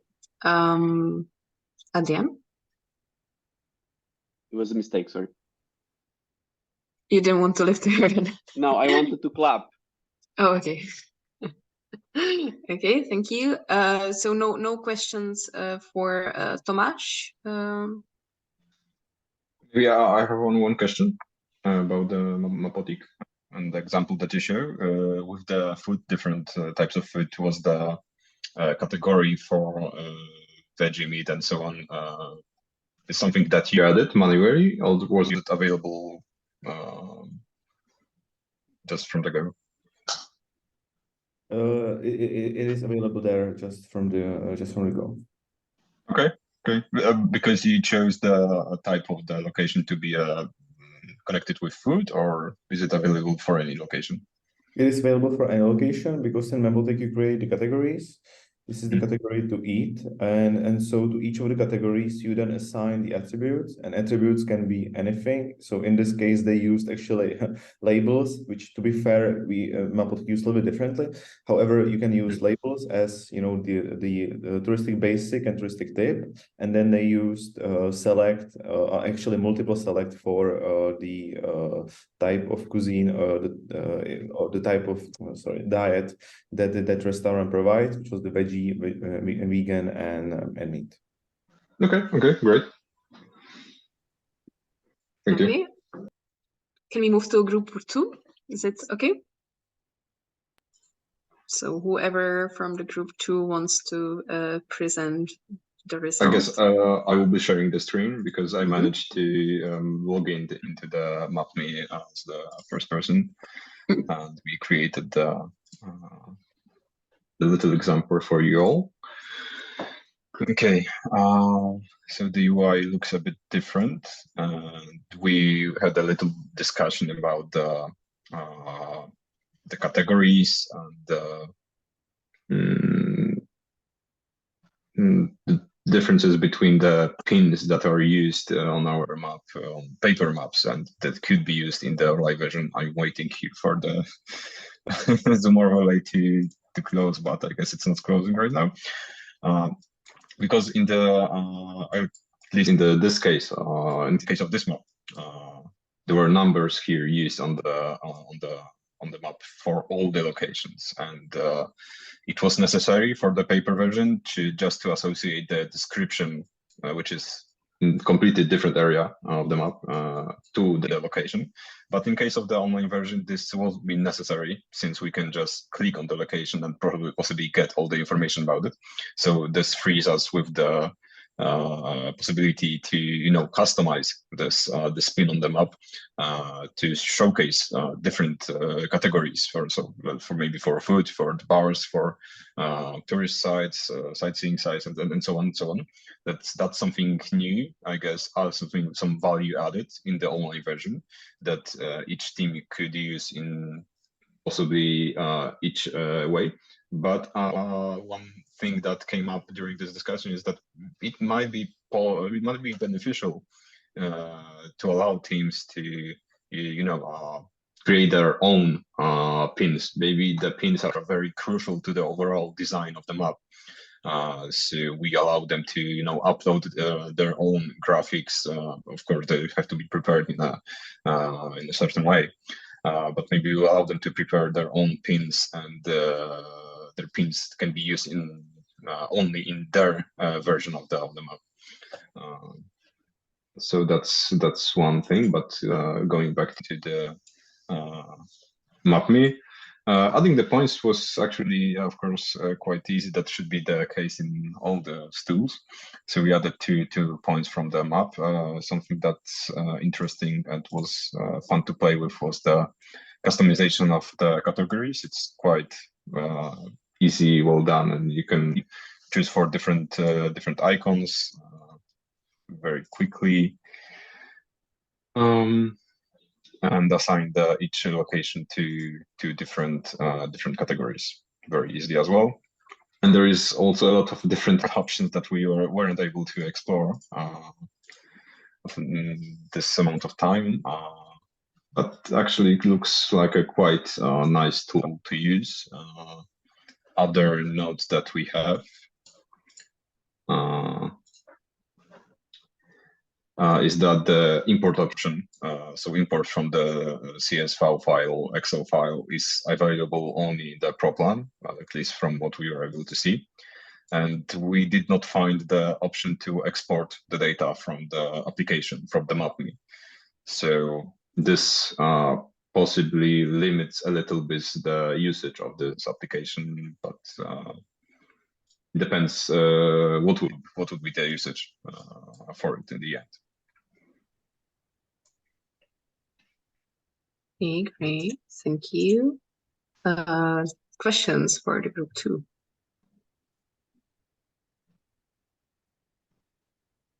Okay, none. We can move to group 3. Yes. Let me share my screen. Thank you.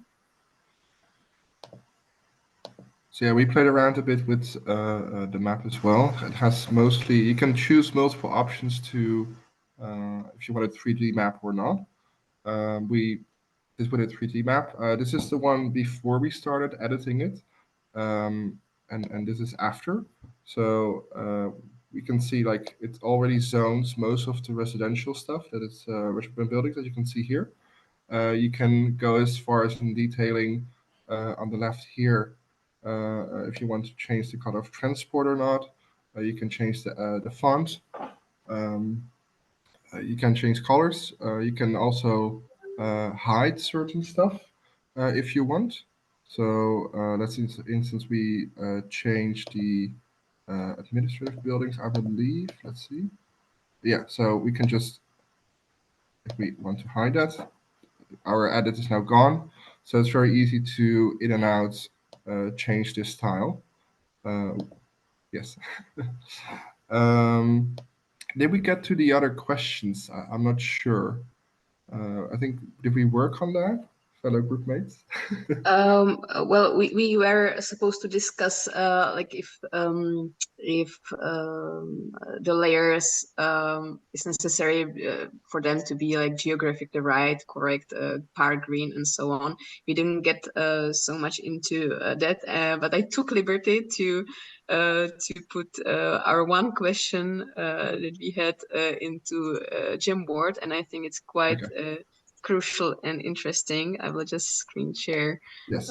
when I put it there. So this question for Tomasz. So is it technically possible for every city to have his or its own map design, or you know, if we have the common environment, is it somehow possible to have different colors for each city, different fonts and these things? So what do you think about that? I'm not 100% if you can have one map which would, combine different types based on locations or based on specific locations such as cities. Technically, what you could do if you would like to visually differentiate different cities, you can create, individual maps for each of those cities, kind of the way that Usit was doing the whole project before you're trying to digitalize it right away. So each of those cities would have their own, visual style. And then at the end, if you ever would need to have some kind of aggregated map, there would be one map which would combine all of the locations from all of the cities. Potentially, this map could be used for a mobile application, because I don't assume every city would create their own mobile application if there ever will be a mobile application in the future. So this one map would probably have a different style than the rest of them. It would be one style for the whole map. So to answer the question, I don't believe you can have different styles in one map tile or one map layer where individual cities will be different. We can come and ask the guys from maptiler. They're actually quite nice. So, and I have quite a nice contacts there. So I can ask them if there are some possibility how to do it, but I just don't believe there is. So the best solution would be to have more different map layers for each for the individual cities. Yeah, and this is maybe what Helen asked before. I think she's raising her hand, so go on. Go ahead. I have this question that, do you think also it's possible that if every city has its own map, then they can have their own colors and so on, but is it possible to not zoom out too much? Like, for example, I have the map of, I don't know, Ghent, then I should stop, like, zoom out after I have Ghent and all its neighborhoods, but is it useful to have all the world with these colors? And because I was thinking about this, like how to organize things, because if we have all the dots of all the locations of all the maps of all the network, and maybe if we add the archives of every map since or I don't know 2004, will it be a little bit too much? And should we rather split it into like one map, one paper map, one digital map, and then the website or the app, or I don't know, is just some way to gather everything and just navigate from one map and one time to another? And also I was thinking now in the website, which is a little bit shitty, but still we have this general map with only overview of where cities have used it paper map, which I think is quite useful. And if I have this map, I don't need to zoom in Prague and see which precise bar is inside. I'm not so much interested in this. Like, maybe we can have this overview map and then little different ones. And then, like, for example, in Nantes, we are going to publish the 6th edition now. I don't know, is there any way to save previous spots? Or if we erase, like if it's one general map, we would have to erase all the things that we didn't put in the following map to put the new dots? I don't know. I'm thinking it's a bit messy in my head, but Yeah, I got a little bit confused during you posting the question. So I hope I understand it correctly. So if the question is that what I believe is better, just to have one overall map which has all of the maps, everything, I don't believe it is in your case, because all of the community and all the history for you is that the maps were individual to each of the cities, which also make it easier for you really to get into the municipalities, because they really like that you actually cared about them, because usually nobody cares about the smaller cities outside, if I'm talking for the Czech Republic, for instance. So in your case, I believe it makes total sense to have individual maps for each individual location, not necessarily a city. It can be like a region, if that would make sense for that project, but let's say city in this case. So I believe that this makes for you the case not only that is a little more clear for the visitor, that if I'm traveling to Prague or Paris, I just click on the map which is designated to Paris or Prague. This is just me, what I believe regarding your project, because normally I wouldn't suggest doing more maps, because it also it shatters the focus on the project, because then you come to a website and then you don't see the map right away, because usually visitors are usually quite smart. So if I see a map or a website which will share with me some tips or tricks, I will probably logically zoom into the location of Prague myself. So I don't really care that you have locations in Paris. Maybe it will give me even like context. Oh, so these guys, they know what they are doing, and they are global. So maybe they know a little bit more. So normally I wouldn't suggest it, but since Use It and Digit has history that it has, I don't believe it's such a bad idea. And to be fair, if in the future, it also makes life a little bit easier regarding data management, because each of those individual cities can manage the data themselves. And hey, if you decide that we need one big overall map, you can always, if you make the structure the same for all of the maps, then you can always aggregate the map into one big one, which, as I've said, I believe there is at least one technical advantage of having the aggregated map, and that is just for the mobile app or any other like format like so. So did I answer the question, or did I miss some of the points that you pointed out? No, it's fine. Thank you. I have a short question.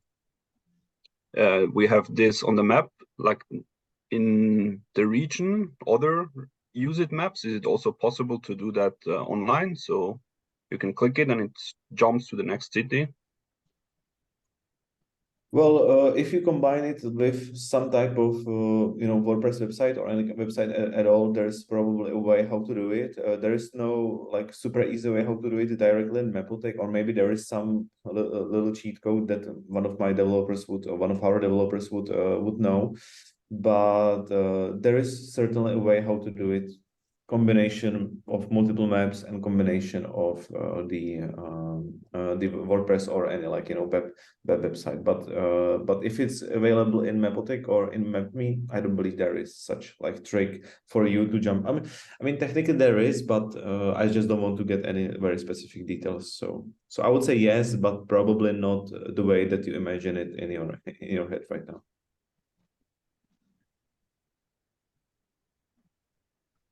I have a question about the layers that we could possibly use. Let's imagine that we have the vectorized map layer for one specific city.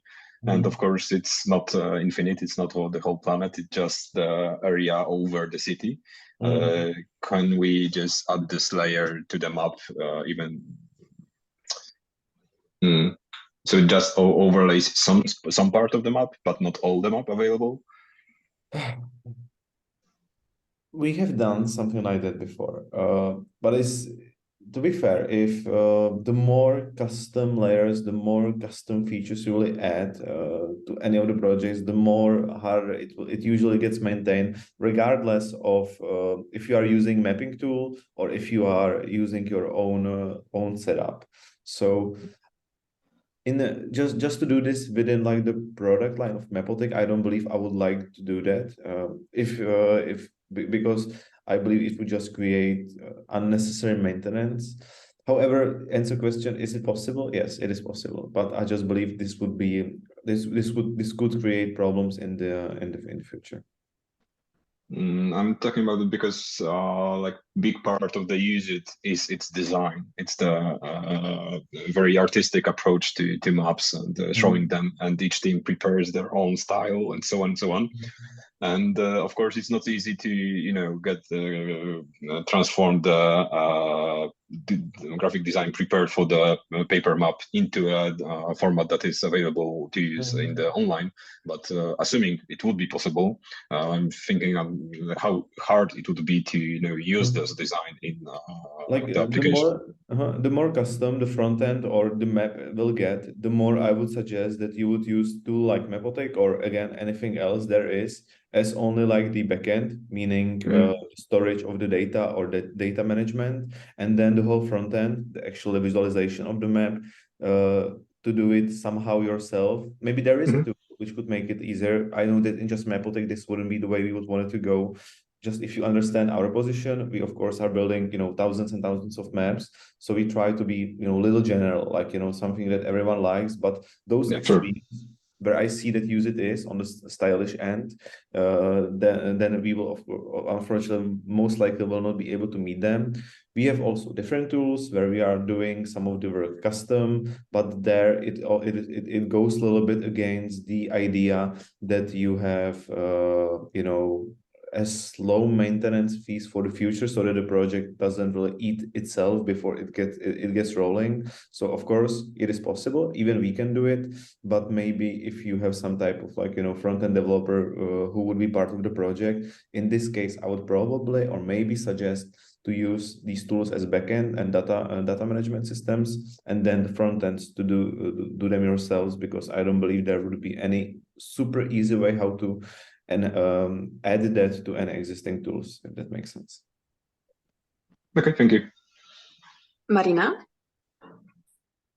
Yes, maybe you've just answered the question, but I'm not good at this vocabulary is quite new for me about back end, front end, and so on. But in the group, we were we had a question. It's like when we design the map, when we are in the process of making the map, we often, in my case, for example, in Lille, we always had Google Maps where we put our points with colors, and it helped us to design the paper map, basically, to give to the designer.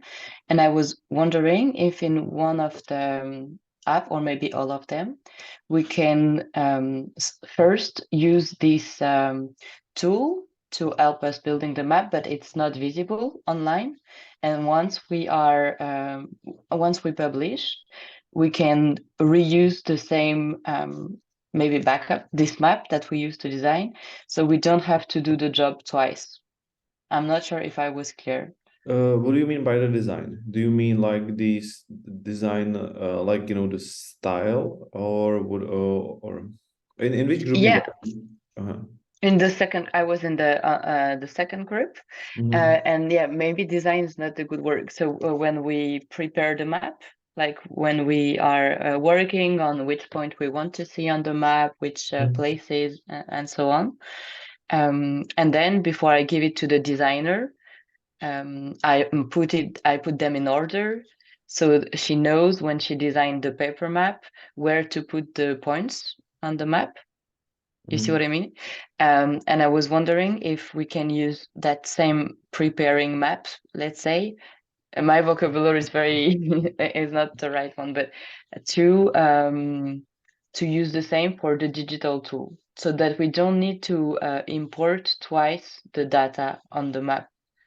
But we, of course, don't want the first version to be visible. Sure. So I believe that in both of the tools that we are testing today, and I believe that pretty much all the tools, you have some kind of like private mode where you can only you as in in Mapotic we call these people map administrators. That's usually the one person with the highest, you know, hierarchical rules or, you know, options that they can do in the map. And then if they run the map private, they can invite other people based on their email addresses and existing accounts in Mapotic that will with whom they can collaborate. So having the map, and I believe that mapme has this somehow similar way that you don't need to have the map published to share it. So this way you can have, like, you know, map before being published to be only used by members who you allow to see the map.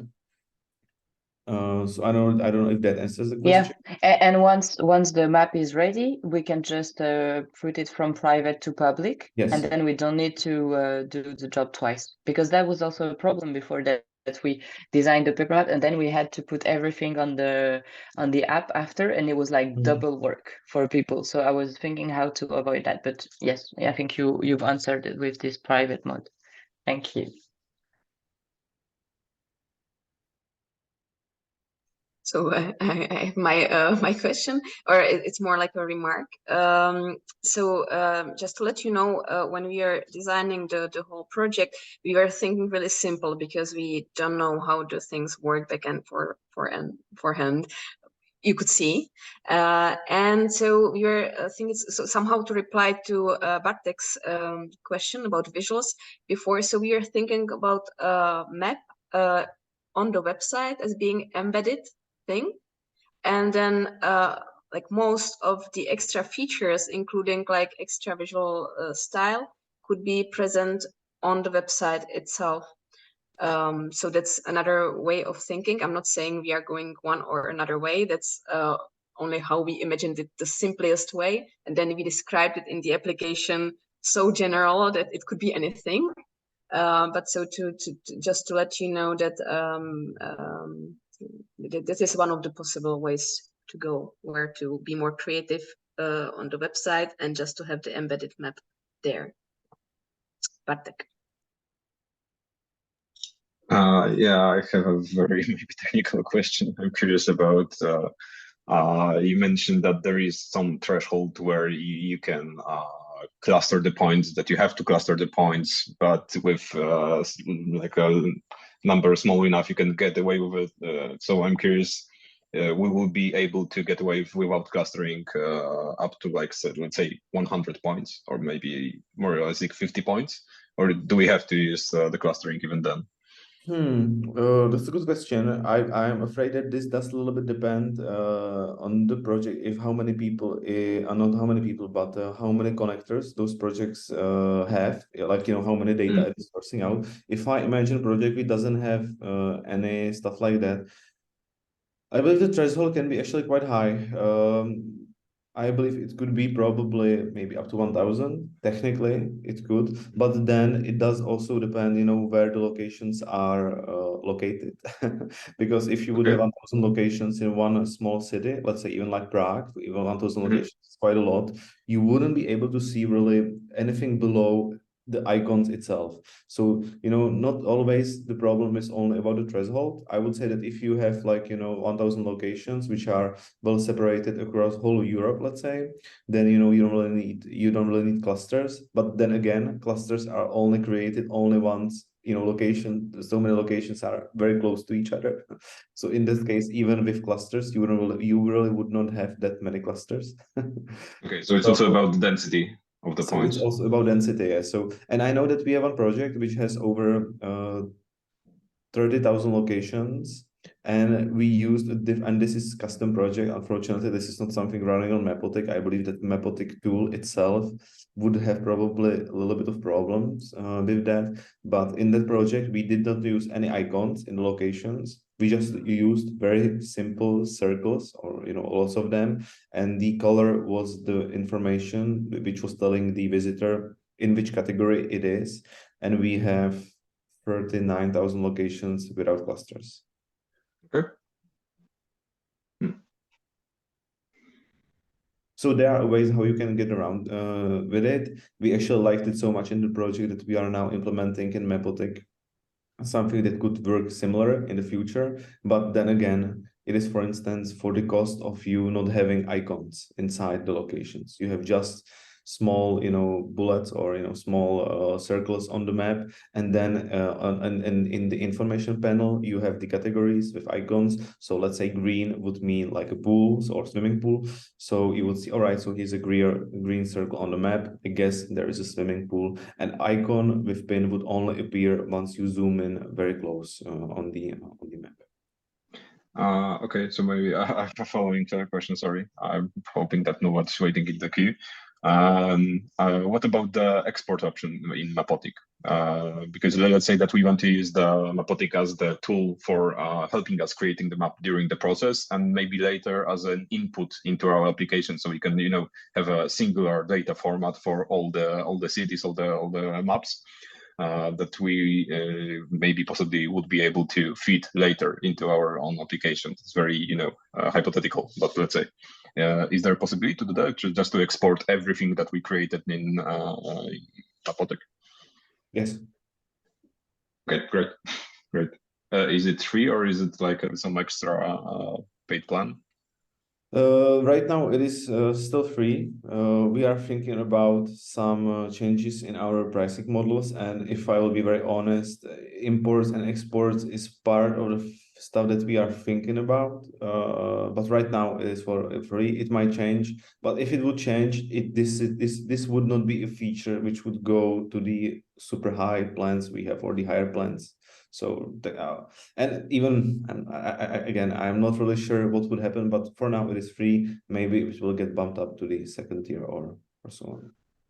Okay, and what about sharing the Mapotic account within different cities? So let's say that we, as a user, buy some kind of plan.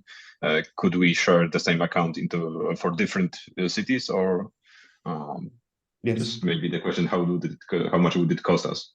The way that really, well, in all of the tools as Mapotic and mapme, really, you are usually, each of the plans is associated to each of the maps. So it's not like that you have one subscription and you can have hundreds of maps.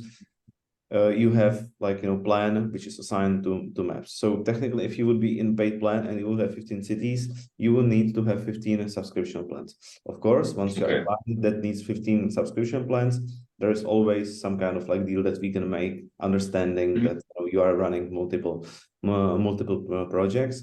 Regarding the accounts, you can have one account which would have multiple maps. So you can have only one email account which would have access, which would be the main owner for different maps.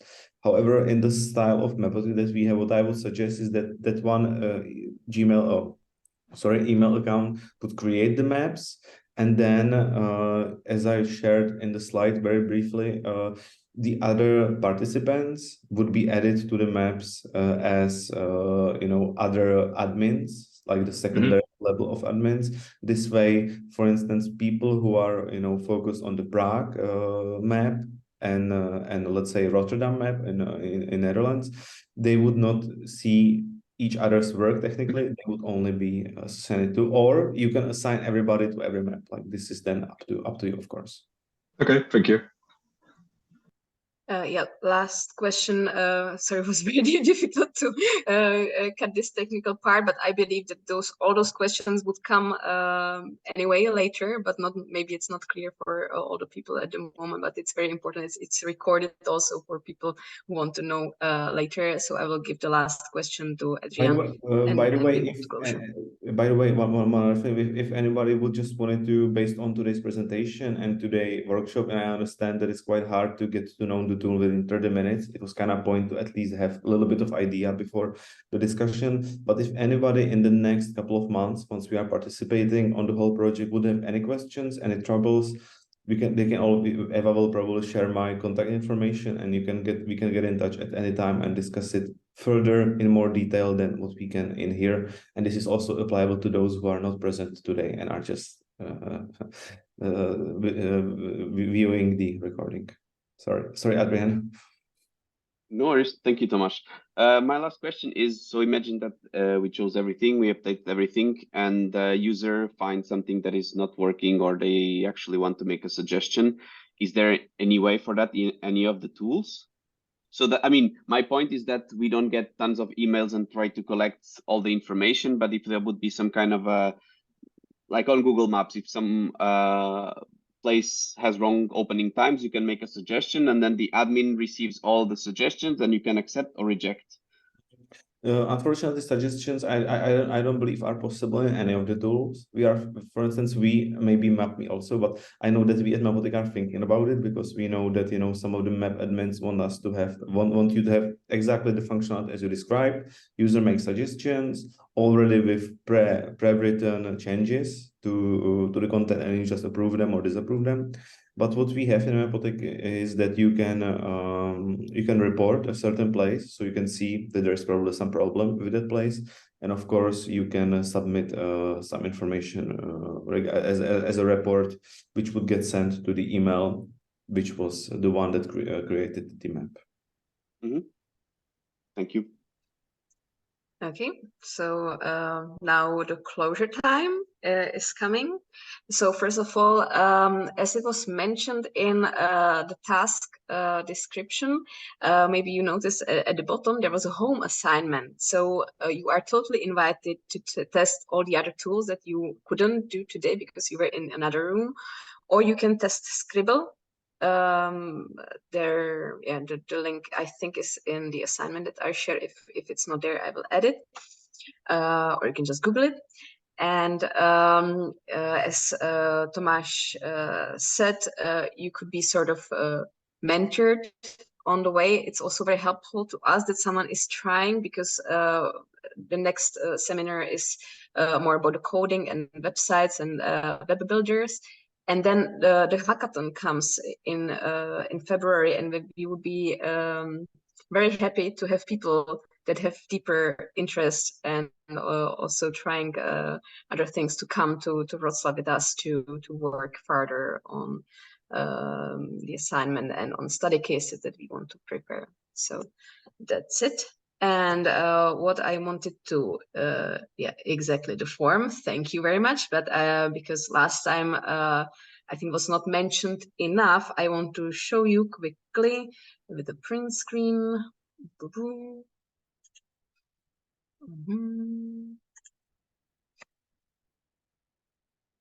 Wrong one. Not so quick.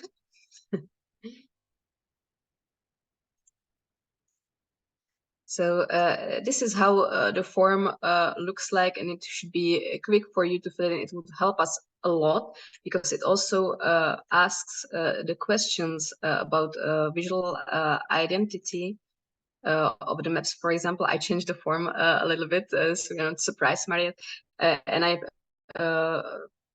particularly picked some points which might be more or less interesting for you to have there as visuals. So it will be useful if you can pick what you think is the most important on the scale from 1 to 5, or you can also tell us other feelings you have after the seminar, if our goals were fulfilled, if you learned something new, if you got some overview about mapping tools. And it's not only important for Erasmus reporting, but it's also important for our warm feelings afterwards, that we put a lot of effort into this, and we hope that it worked for you. If you have any feedback right now, you can also say it, or you can say some other nice closing words. Now there is a little space, because I promise we will finish between 30 and 45, so we are almost on time. I'm quite happy with the timing today. So is there someone who wants to share his or her feelings after the seminar? Please. Are you tired? Yeah, a bit. Except being tired, how do you feel? I'm sorry to interrupt, but I think that there are some questions that weren't answered. If there's anyone who had a question, I I thought think so. Aaron Okay. was, yeah. I was shy, sorry.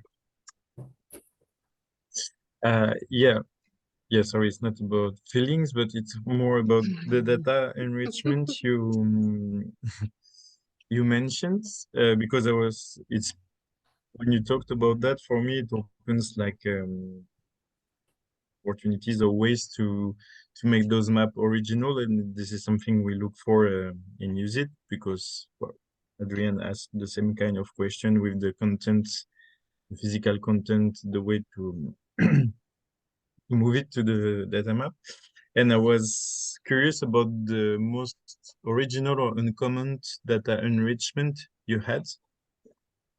If it's not clear enough, I'm just thinking about like, I don't know, local tip that could be transferred into that kind of data enrichment. I imagine like, sorry, it's not the best example ever, but a bar owner, and we know that from 5 p.m. to 8 p.m., the guy is super good mood and he offers drinks to everyone. So that kind of original data enrichment, I mean, out of temperature. Yeah, maybe. What have you experienced? Regarding the data enrichment, like exactly the example you mentioned at the end, like this sounds to me like maybe information which is more as like part of the description of the location, or maybe part of like what you liked about the place, maybe something like that. What I meant by the data enrichment is something which is not really part of the knowledge that you have about the place. So if you know about the bar where between 6 and 7 p.m. is happy hour, meaning it's a good time to go there, then I don't see this as data enrichment. I see it as your edge over other mapping tools or touristic tools, that you have that information. Regarding the coolest data enhancements or enrichment that I have had, to be fair, I've seen the question 5 minutes ago, roughly. So I was thinking about it, and to me, all of these are, in a way, a little bit boring because they don't really give me anything more than technical challenge, and all of them are, in a way, since they are usually associated to all of the locations, they are something that I expect and only makes my life a little bit easier. The one that I believe is the one that I, as a user, use the most is the one with the busy hours. Because if I am part of the touristic project, I would like to know when to visit the place. If it's right now, it's 7 p.m. and it's very busy, but if I wait 1 hour, it gets less busy. So maybe I can spend 1 hour somewhere else rather than be in a very crowded place, which I personally don't like. One of the other things which I felt was very cool, we had one project which is about camping, and I hope I'm not making a mistake in this one, but I believe that once you are moving around Europe and we wanted to find a camping site or location, they would share with you the current capacity for those places you are visiting. So I believe this is very important for you if you're moving around Europe and you are looking for a place to rest. So those are the types of information that I believe are important. But if I would find them like what is the coolest one, quite hard to really to tell, because I believe that usually the information is not something like that nobody heard of, but it's usually something which is available, and if it's available, it usually doesn't make it really all that special to be 100% fair. Maybe what would be cool is that if you would have like data connector to some live events across the whole Europe, if such website would exist, and then you would notify me as the map user to locations which are near me, which are hosting some kind of event. This could be cool. I see hundreds of technical problems with this idea, but technically this could be like cool. Another question, thank you. Another question that was in the chat and was not answered. Teresa, I think that's it. If Adrian asked everything before he was speaking to you, right? So if there is anything more, yeah, continue. I have one more. Because now we are talking mostly about maps and the data that is about the location and maps, but as you know, UseIt also has things that are not in the map, such as the history and so on. How could we eventually include this kind of text or information? So I believe that in the case of mapme and Mapotic, you can have, if you would be talking about the scenario that there is multiple maps, each of the maps connected to individual city, then you can add that information to the text areas which are in the maps, because you have some information about the project and you can incorporate it in there. In the case of Mapotic and mapme, I believe also, you can also add videos in there. So, or any types of media. In the case of Mapotic, this would not be probably possible with map embeds, but maybe somewhere, yes. So you can have also something we call content pages, where you have, where you can have this additional information also part of the map. However, in your case, really, since you are building in the project a website, I believe that really maps should be about locations. So if I would be doing like a WordPress website, I would have, for each of the cities, I would have a different page. And in that page, I will describe the history and all the information that you are used to having in your, beautiful maps. And then below that information, I would have the web map embed, where I would see just the locations. Because the more stuff you add to the map, the more, the more complicated it gets. Not technically, this is easy, but, for the user, there is, then the more information there is, probably the less organized the information are in the map. Thank you. Thank you. So since I'm not getting any feelings, so how do you feel about like having more knowledge about mapping tools? Like this is the best, this is too little, that you expected more. So how just show on a scale like this is top, and this is that you didn't get what you expected. Okay, now. And on the feeling, are you still happy that you came, that you chose to save your time on Saturday to come like this, or you wish you weren't here? Okay, cool. no sharing feelings, but thumbs up. Good.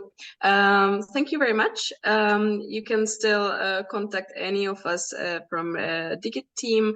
Afterwards, we will share also contact to Tomasz, and there will be video and there will be materials from this workshop. If you could only a little bit, if you have a little bit left of energy, please fill in the form right now, because it's very unlikely that you will do it tomorrow or the day after. So please do it now. Thank you very much, and see you in November. Bye bye. Thank you, Eva. Thank you so much. Bye bye. Thank you so much. Have a good Bye. day, Thank you. everyone. Bye bye.